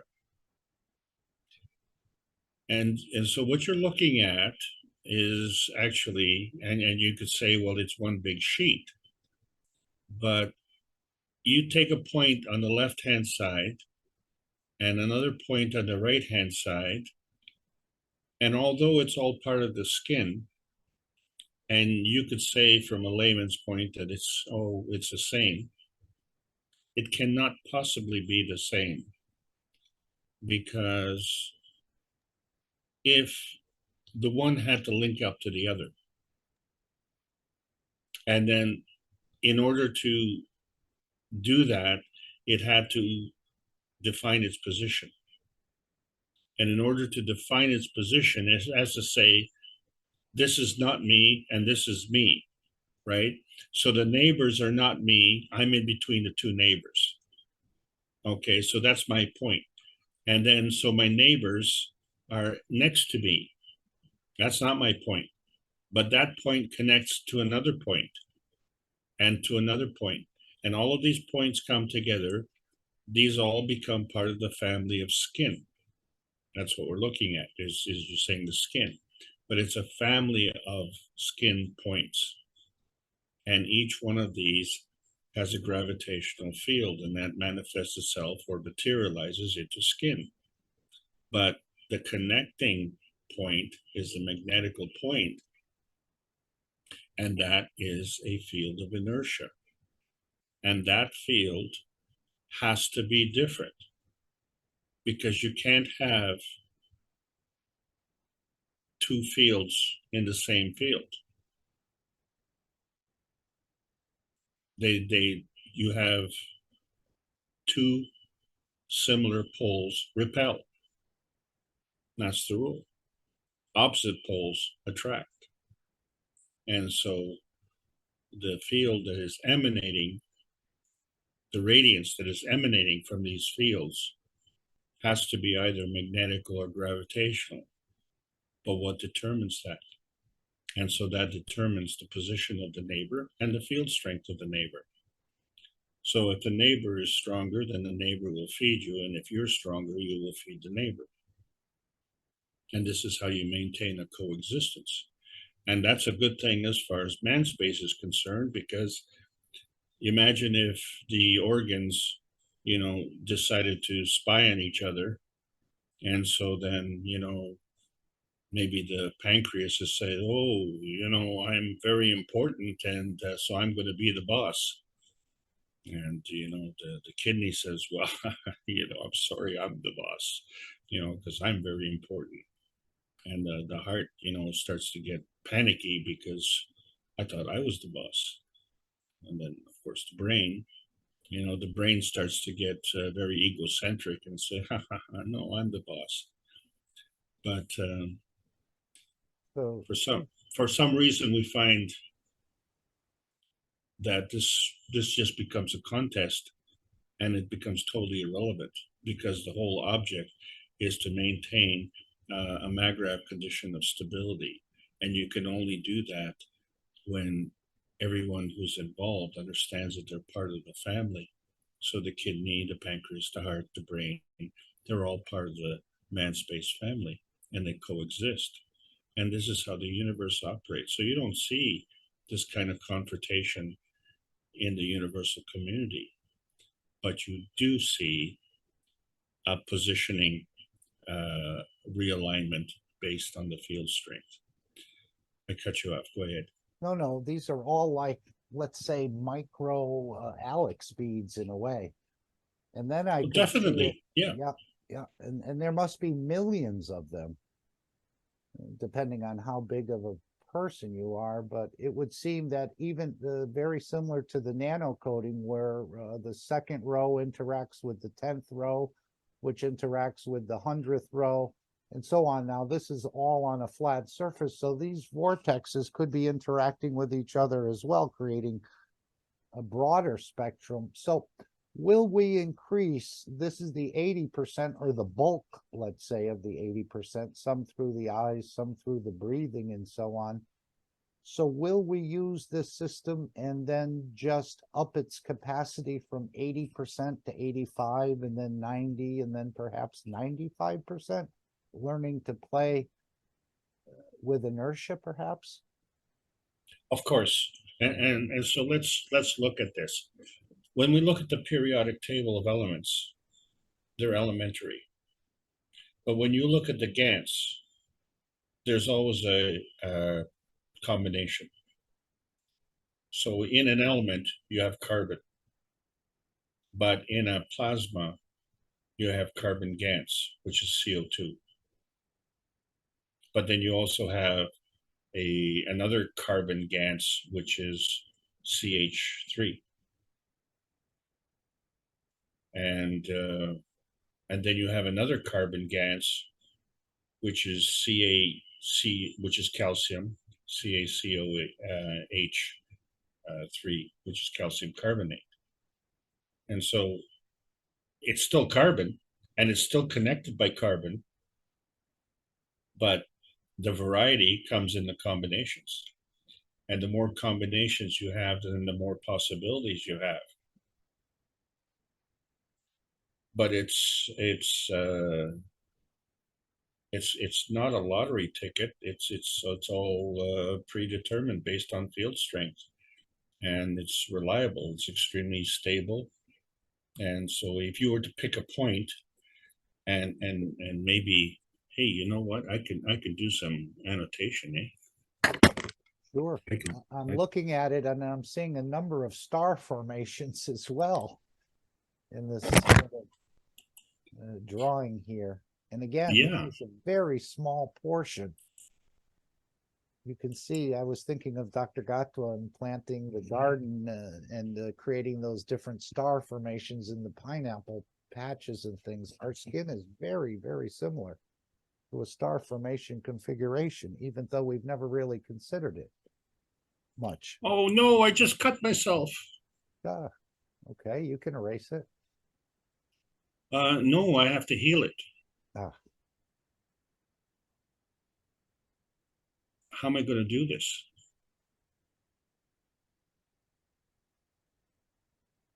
I'm going to have to turn on the energy, the healing energy, right? Start the creation process all over again.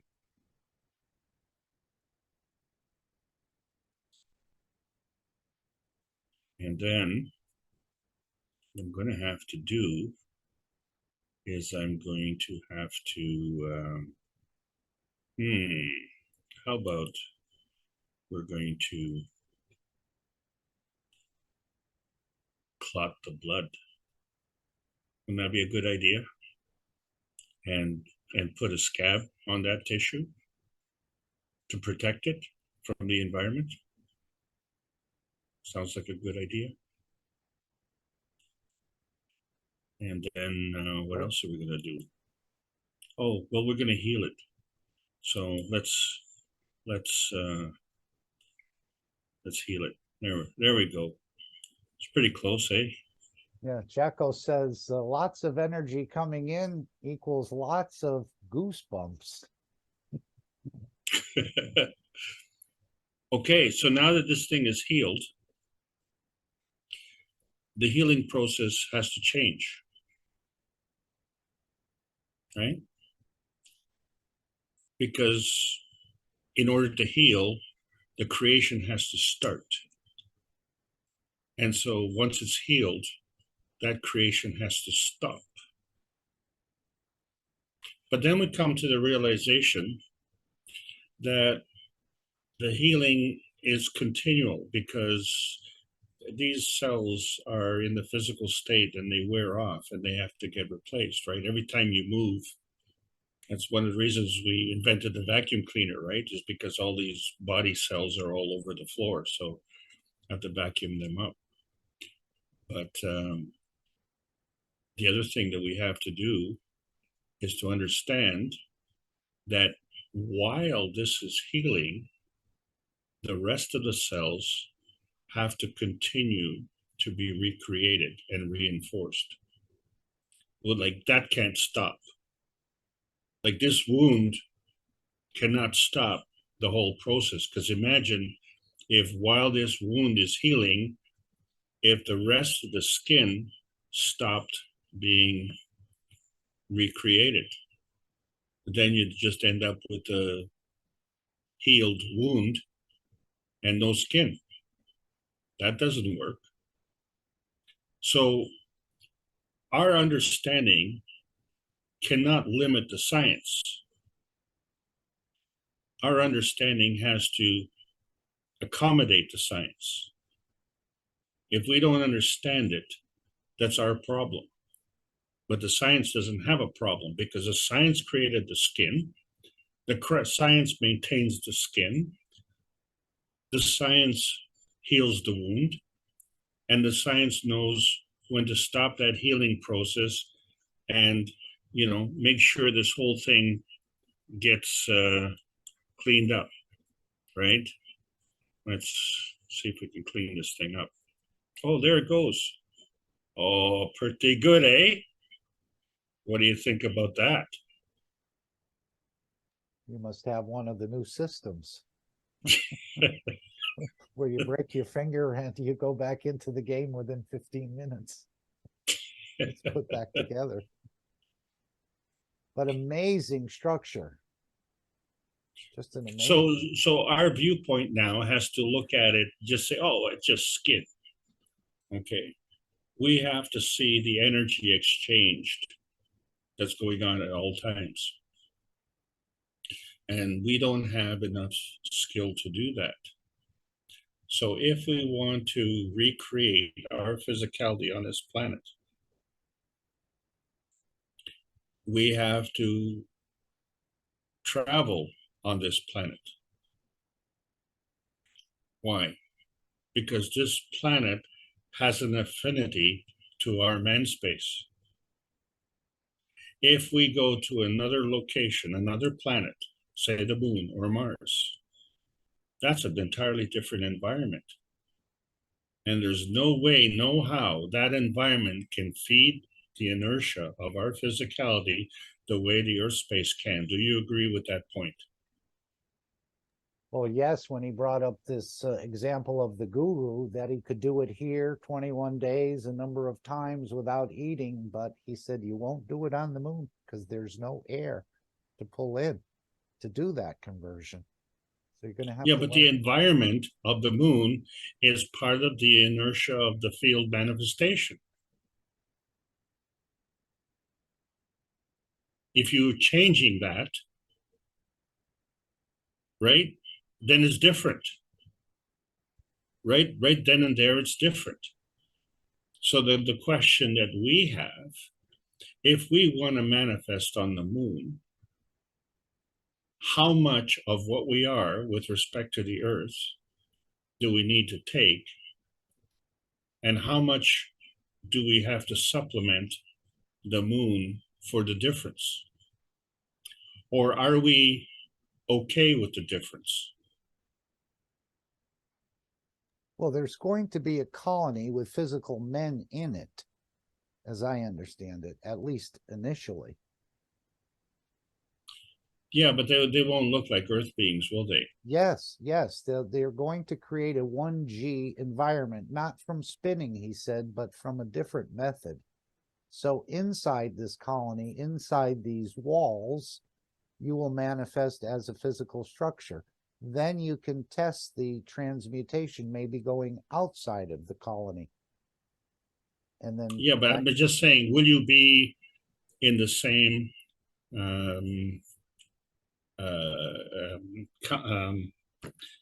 do you call Different, conformity? Will you be in the same conformity as you are now? the way I'm understanding it, yes. Well, Inside then the dome. all the elements that make us up in this environment have to be carried forward. All have to be carried forward.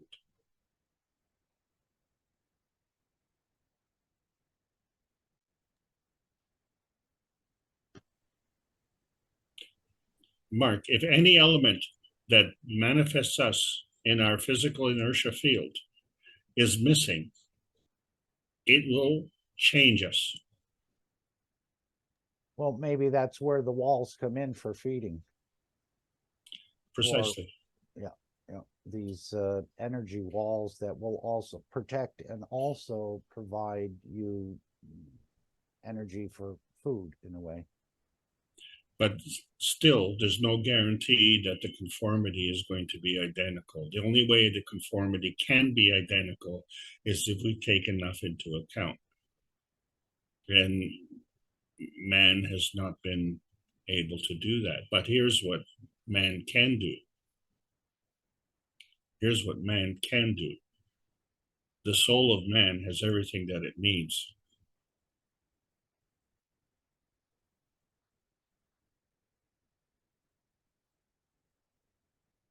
So that part's taken care of, okay? Well, the soul has to absorb energies as well, correct? Yeah, but the soul operates on universal law. We're operating on physical law here right now. If we want to travel into outer space, and if we want to transmute into a higher energy state, we have to leave the physicality, or we have to carry the physicality with us. But the physicality itself cannot go into outer space. The physicality has to go the same way that we were born, with the difference being we were born as a baby. Now we're adults. So we do it the same way, but we have to take all the knowledge that we have gained in our little nursery here on our tiny piece of the pie.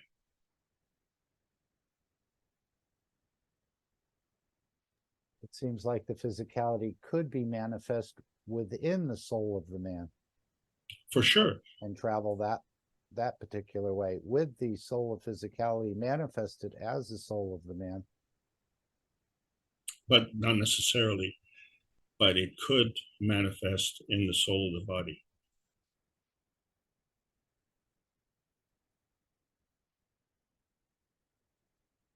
And we don't have to convert it into a physical state. This is what he's saying, unless all the totality or the conditions that you would need are provided for without having you to go in the direction of taking other entities. So what's the proof of that?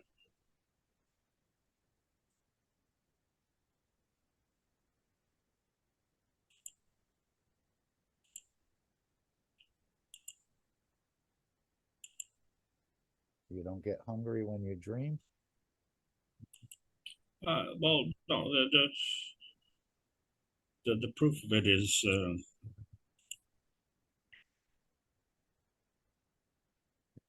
he seems to be indicating there's a couple different ways to do this. And actually, you can even go inside yourself. You don't even have to travel across the universe with the soul. You can go internally and create the same conditions as planet Zeus and experience that through the emotion of it. Again, this is just my rough understanding at this point. Very rough. I'm just as rough, but we have these excitable visitors. And so they've decided to check us out. And the reason they're excited is because until we've got these enhancement spaceships, they weren't able to do this either. So they're just as excited as we are. The only difference is they want to come here and manifest into the physicality. And if they do manifest into the physicality, are they going to be like us? Are they our family? Or are they going to be the way they were wherever they were in their own thing? So the question that you put forward, if we go to the moon, are we going to materialize in the same conformity that we are on Earth? And if that's the question we ask of ourselves, then we ask the excitable visitors, are they going to want to do the same thing? In other words, are they going to want to materialize on Earth in the conformity of the planet that they came from, which is going to be different from Earth? And if that happens, they're not going to look like us, are they? And we're already racists. So, we haven't achieved that point of inner peace in totality. So what I'm saying is that the excitable visitors belong to a family that is very similar and part of the family of humanity.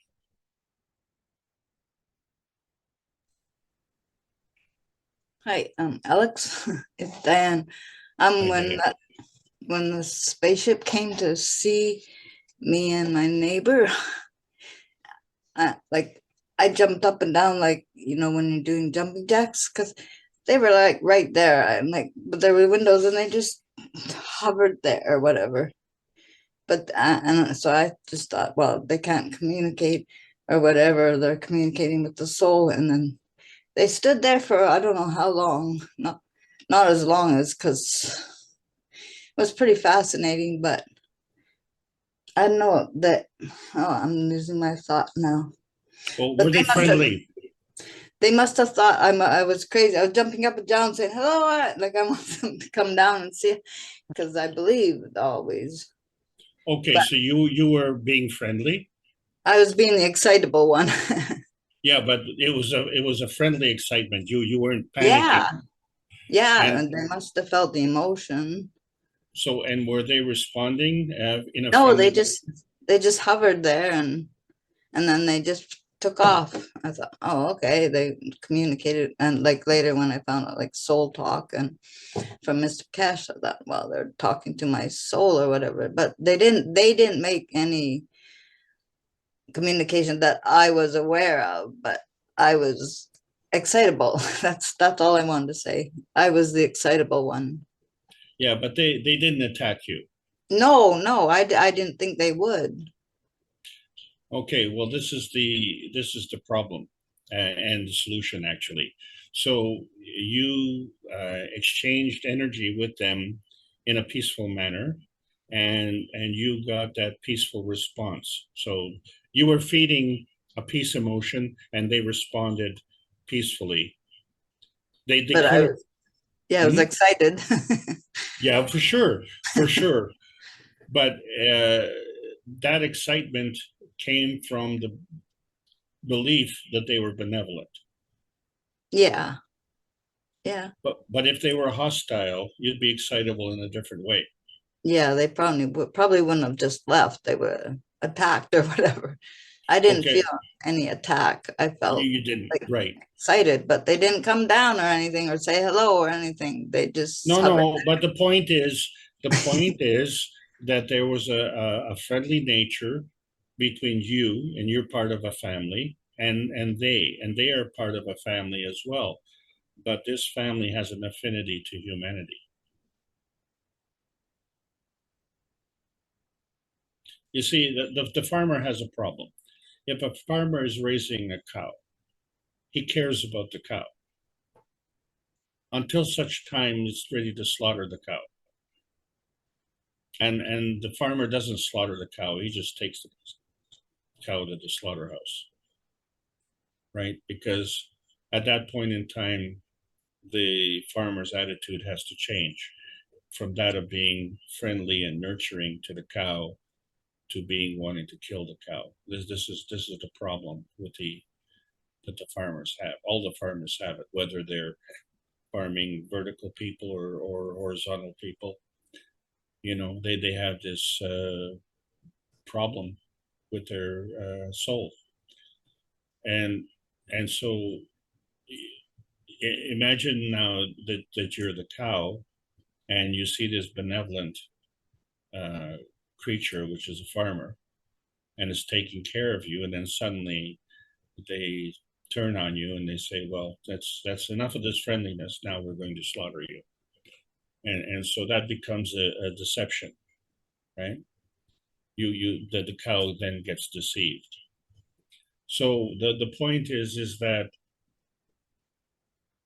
in our accepted morality on this earth space, the farmer recognizes that he is part of the family of humanity and the cow, and recognizes that the cow is part of the horizontal family, not the same family.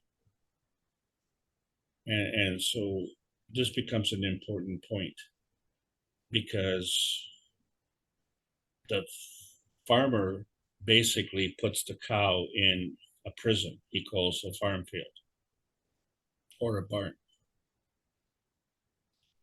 The farmer is able to go outside of that field. We are not in a prison, but we're in quarantine, and the universal community is part of our family. But we can't seem to go there. So what does that mean? That means we're being deceived. And we are party to that deception. We're party to that double cross, because in that term of that double cross, we are stealing energy from others.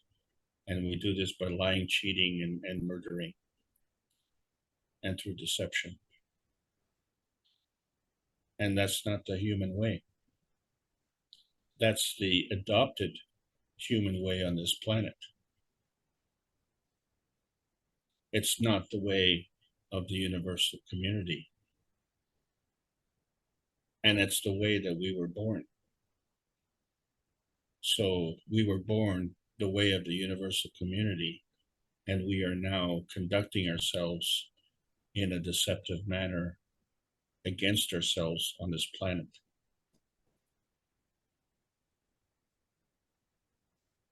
So it's up to us to have this ability to correct this situation and understand the difference and why we are not being as loyal to our family, if you will, and why we want to go into outer space, but we keep suppressing the technology because we're actually deceiving ourselves. If you can't want to expand on the technology and then suppress the technology. That doesn't add up.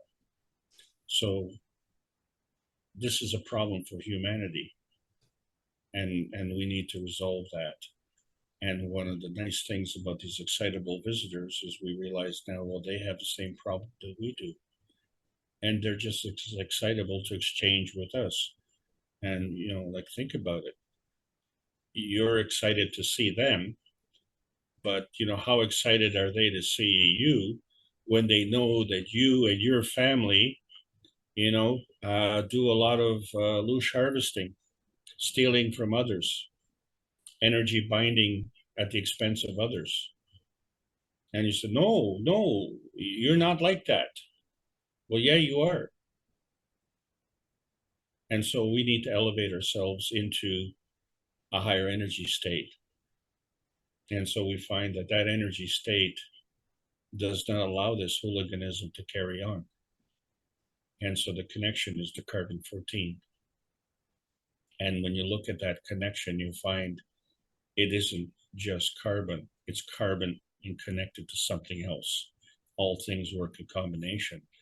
And so that's the difference. What we have to do is look at the combination of these fields of energy coming together.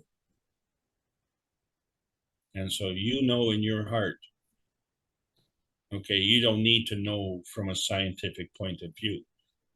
You know in your heart, you trust your heart.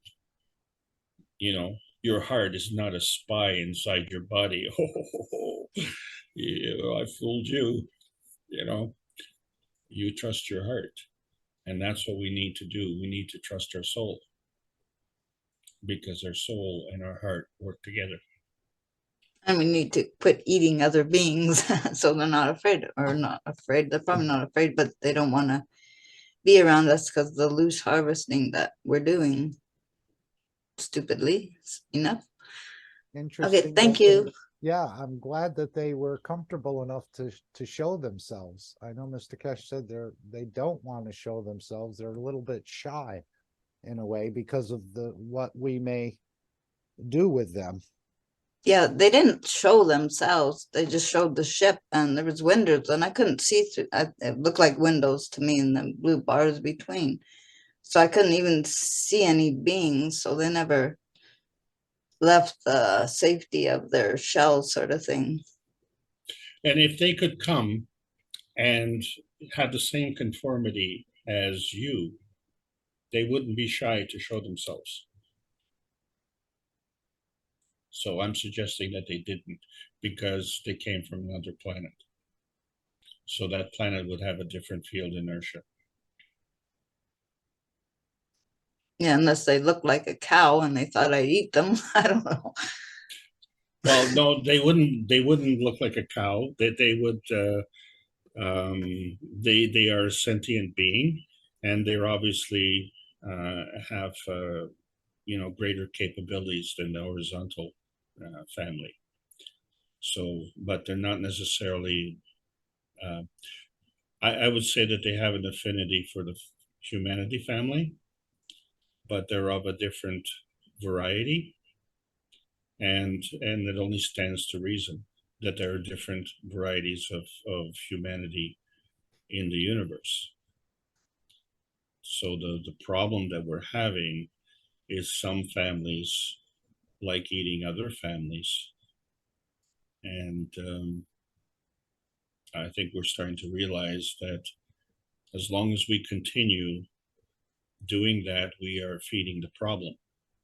What we need to do is stop feeding the problem and start feeding the solution. Beautiful. Thank you so much, Diane. Appreciate what you just said. Excellent. I've never had that experience, but I know they're there. They just haven't shown themselves to me. Okay, thank you guys for listening, and everyone. Thank you for sharing.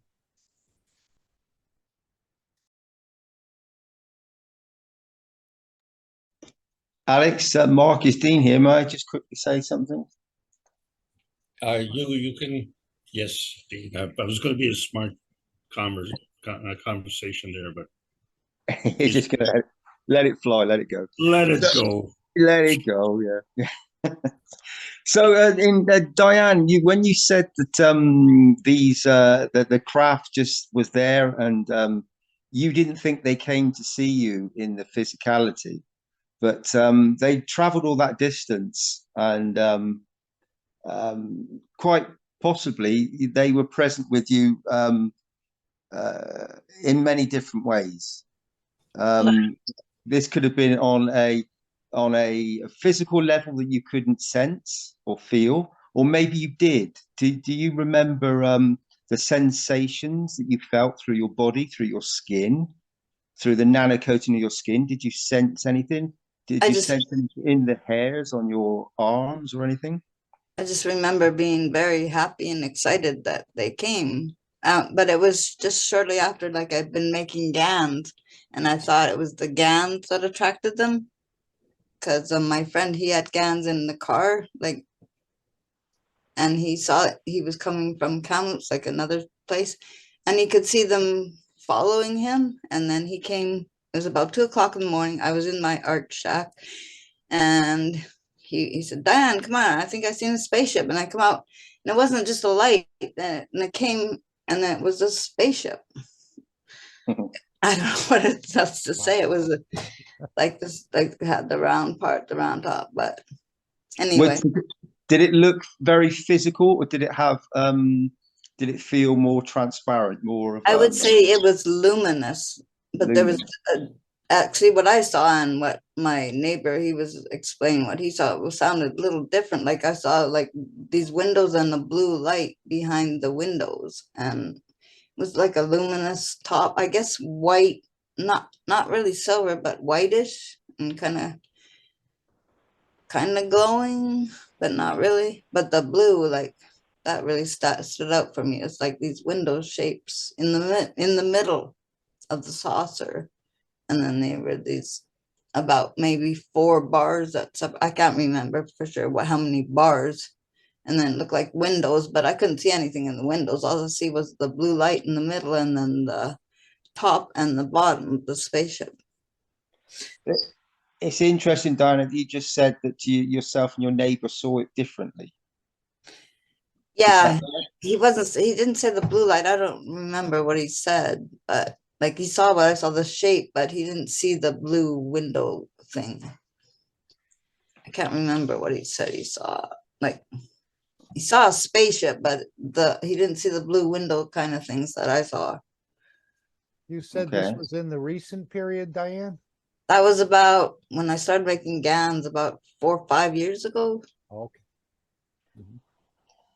You're not alone there, Diana. I think we all have these ganses, and Mr. Kes said that as soon as we have these, we're creating an atmosphere, a position for our universal family to be present with us. And you're creating this dome of and creating a field strength where they can manifest themselves and be present with us. I've experienced this a few times. When I was in England, I had a few experiences with sounds and things happening on my roof of my house. I said this a long time ago. And many things happened in and around that. And here in where I'm present now, I very often am in one room, and then where the ganses are, my 5-cup stack of systems and everything, I very often hear interactions where there's it seems like from nowhere a physical interaction is taking place, where maybe something gets bumped or something, or something else. So we are creating an environment for our universal family to be present with us, because it is the GANs is given that ability. It's this gift to humanity for us to experience that, and for the family to be present. So it doesn't surprise me. I think many of us knowledge seekers have created beautiful environments, and we just we're not always aware of what's going on. Because we're always looking for it very physically. We want to see a physical ship or something, but there are many interactions going on all the time around us, and we're making an environment that is very conducive for this. So that's. And they probably got rather excited too to be able to show themselves. It's not something I think they do haphazardly. As Mr. Kesh said, they're hiding in many places on this planet. Some are within the man himself, and others are probably hidden within other structures as trees or flowers or something else to have an experience in the matter state. But to reveal themselves is quite unique. But we'll see this more and more. Maybe they just came early for the party. So what about Mark? Mr. Kesha said that the black skin is like the travelers of the universe, and we have many that are very nano-coated black skin dwellers on planet Earth. Yes, and many of them. And there's also the fact just earlier on, Alex was speaking, and you were speaking about the moon and creating the condition to be present there, and you spoke about being taking the physicality to your understanding, and Alex saying that it's going to change. However, recently it was discussed that there's now, Mr. Kesh said, that there is an ocean on the moon. So that gives us the ability as a human being to have a direct connection with the water, which is what we're familiar with on planet Earth. Why is there an ocean on the moon?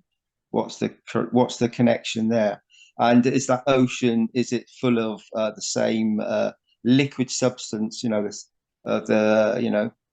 that we have at H2O and whatever the constitution of it is present on the moon? Is it got the same magnetic and gravitational fields? Is it got the same physical aspects of it, or is this in a plasmatic condition? How would this be? Do you have any answers to that, Alex? D for Dean, all of the above. All of the above, yeah. So you understand about there's different energy states of water in its physicality, right? We have vapor, we have liquid, we have ice. So Yeah. he didn't specify which energy state, but the component, fundamental component of it is hydrogen for sure. And if there's water, then it has to have oxygen as well.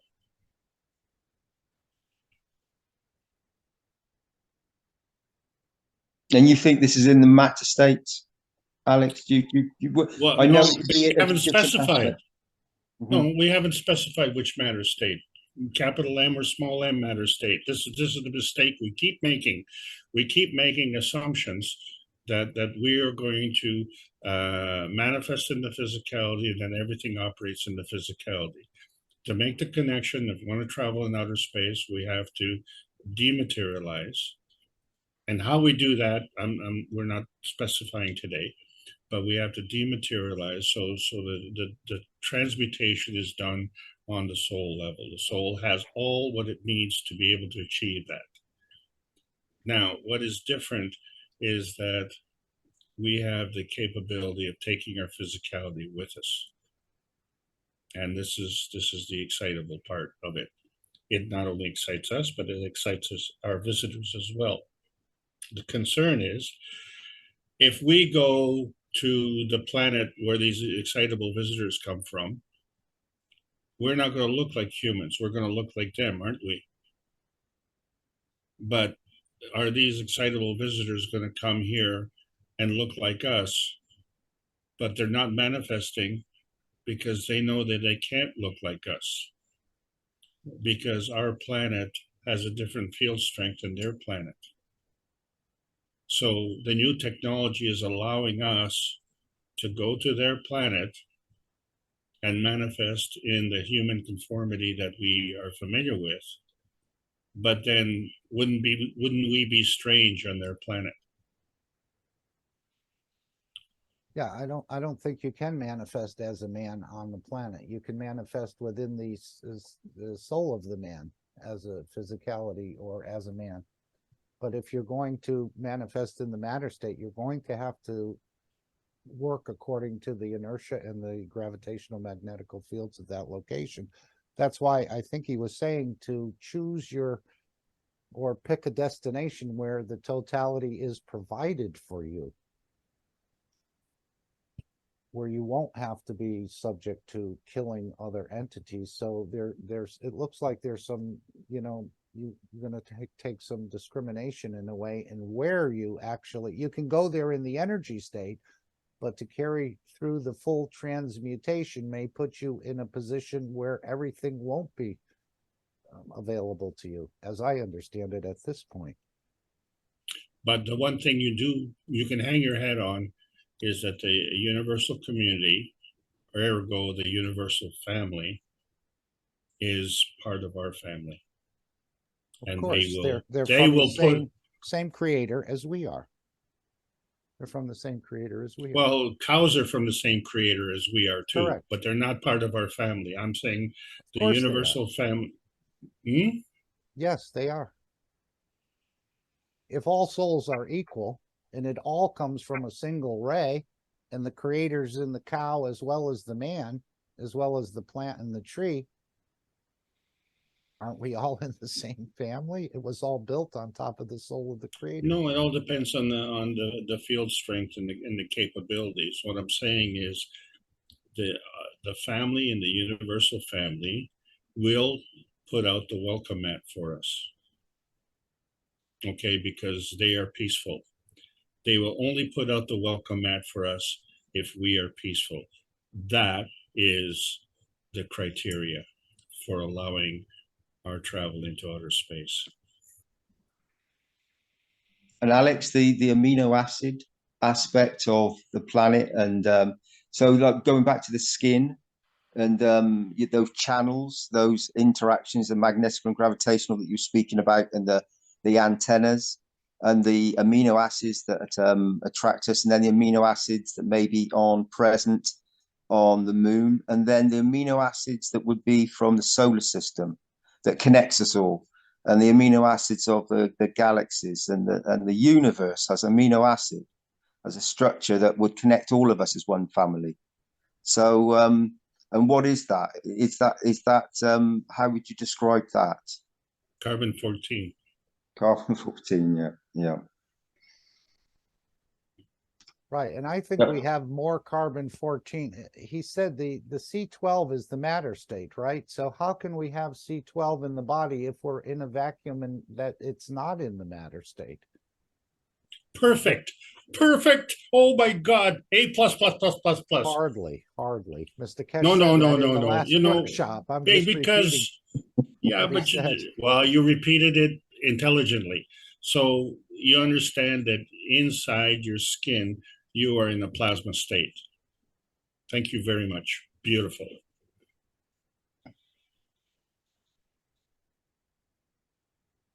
The nano coating, Alex, on the plates and things, it falls off, and then you have the plasmatic structure underneath. Right. Yeah. But the material is still nano-coated. Once something is nano-coated, it's always nano-coated, as I understand it. Well, the purpose of the nano coating is to elevate to a higher energy state. Another dimension.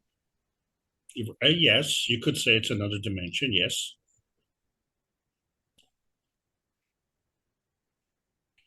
You can have 3 dimensions on one energy state, or you can have 3 dimensions across 3 energy states.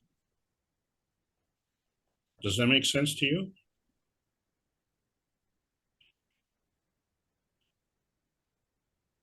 Makes sense, yeah. Okay. Let me. Do I have the screen? Yeah, I do. You do. Yes, you do. Pretty stupid question. I'm looking at the screen. Okay. So what do I want to do here? I want to find out where I'm going. This is a tremendous conversation. Thank you so much, guys. It's absolutely wonderful. So I want to go to number 59 on the hit parade. It's there somewhere.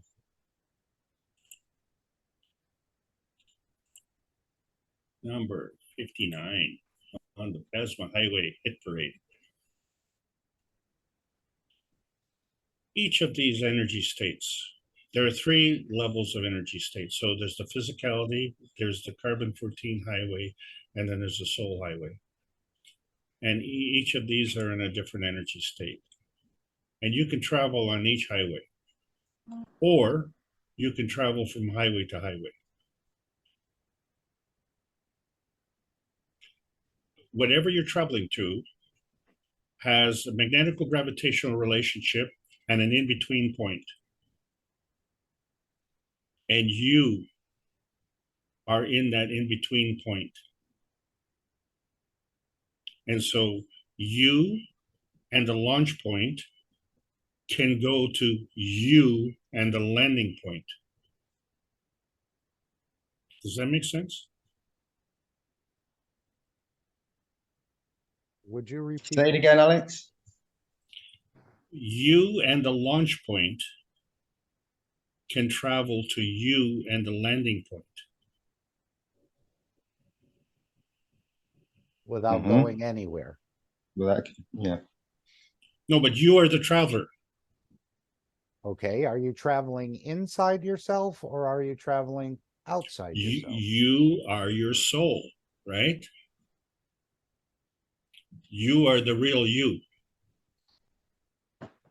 So you're in your physicality.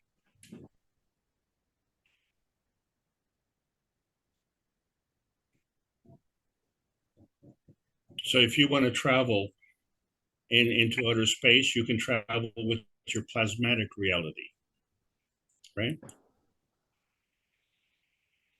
Yeah, he seemed to be indicating you can go inside yourself and create the same conditions on planet Zeus as if you were to travel to planet Zeus. You have that, or you can generate that field strength of that position within yourself without ever leaving this planet.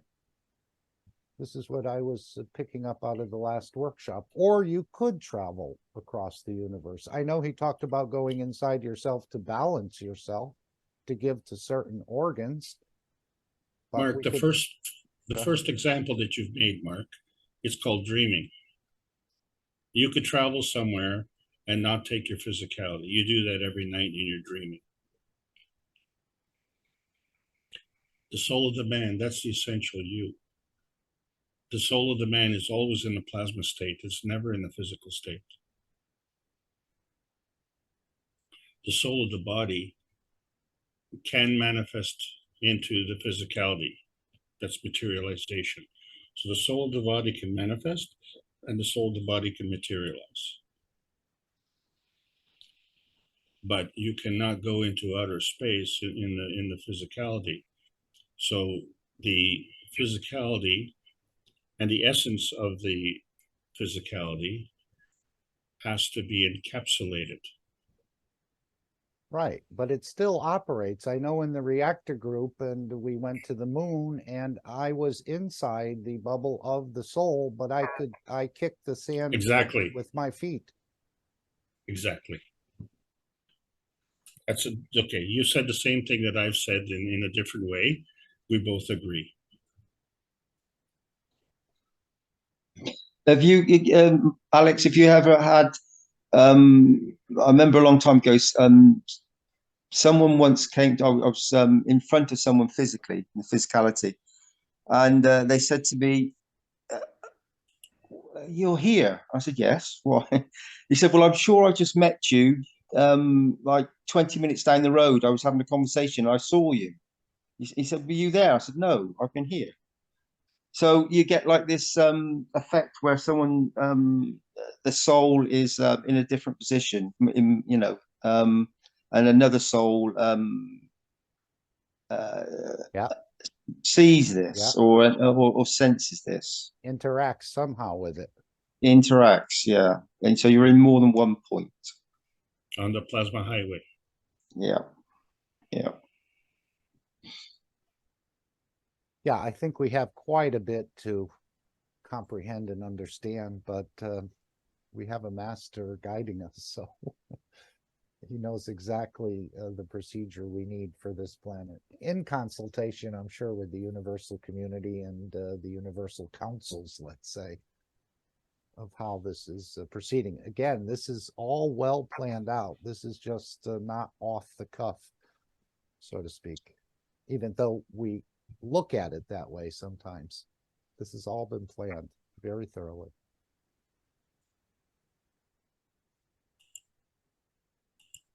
Okay, it's midnight in Europe. Is there someone else who would like to add something? I want to try to shorten these meetings, but they don't seem to get shorter. Sorry about that. It's Dean's fault. Thank you, Alex. No, thank you. I always like to blame someone else. It's your wonderful teachings, Alex. They help many You people. Thank you provoke a very much. lot of thought and interest in this technology, for sure. There's so many different ways of looking at the same thing. As he said, we're all unique and we're all absorbing different field strengths and different emotions from that energy. So we're all seeing things perhaps slightly different. And that's why nobody's wrong, but yet no one's 100% right. At the moment, Mark, I can speak from experiences I'm going through where I am thinking something, a thought or something, and then the manifestation of it's showing itself fairly quickly. I had an interaction where I was giving someone a teaching, and then I spoke about something. Then they show me the manifestation of the teaching that we've had, and there is in their environment the very thing I was speaking about that they've had there for a very long time. And then I go to someone else's home, and they come and show me something that aligns with it exactly. These occurrences are happening a lot. Yeah. Yeah. And It's not a it's just coincidence, constant. is it, Dean? No, it's not a coincidence. No, it's happening a lot. And we need to Yeah. stop referring to dreams as dreams. Yeah. So I'm sharing that same experience that you've just described, Dean and Mark. What I would like to add, though, is that each of us has a skill, and each of us has developed our skills in a different way. So I don't think we need to compare ourselves and shall we say have a contest about Right, that. I right. don't want anybody to say, oh well, you have all this knowledge. Well, I have a knowledge. I have a kind of a knowledge, and you have a kind of a knowledge, and your knowledge is as important and relevant as my Yes, knowledge, 100%. because your experience is your journey, and it's yours. This is the thing that we all have to understand. When we say, well, we have to collectively awaken, yes, because that's why we all collectively came here. That's why this family came here. We've just forgotten why we came here. But now this is all opening up to us. And the key point to this, and I will reemphasize this again in future classes, is the fact that the reason we can't go into outer space, the perception is that we don't know how. But the real reason is that we can't with the conduct that we have. And so, assuming that we know how, we still can't go. So, that's not the ticket. The ticket is the ethos of the universe. And so, we all have to, shall we say, gravitate to that level of understanding and incorporate that into our being. And so, in that light, we have to look at our physicality on this planet from the soul position and soul point of view. That's the only thing that has to change, and each of us will change according to our field strength and our understanding. And it's a process. And so we're finding as we go through all these classes that our knowledge gets better and better and better. And you see the quality of the participants and the quality of the questions and the thoughts that are going into it. These are not casual thoughts. And especially what's difficult is for the non-North American community at this late hour of the day to support us so wholeheartedly, because I keep saying that this is important, and you keep reinforcing that. And so I thank you. And I thank you for allowing me to continue to present. So back to you, Mark. Thank you. Okay, anyone else holding something they wanted to share? And sometimes you should come out with it. It's there for a reason, just as Mr. Kesh said, if you have an image or you think about a world leader, there's more to it.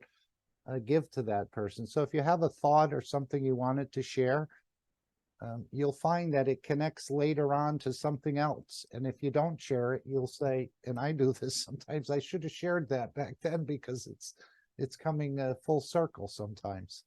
That happens to me more often than I'd like. So I think if I feel something I want to share, I do share it, even though I don't fully understand how it's going to connect.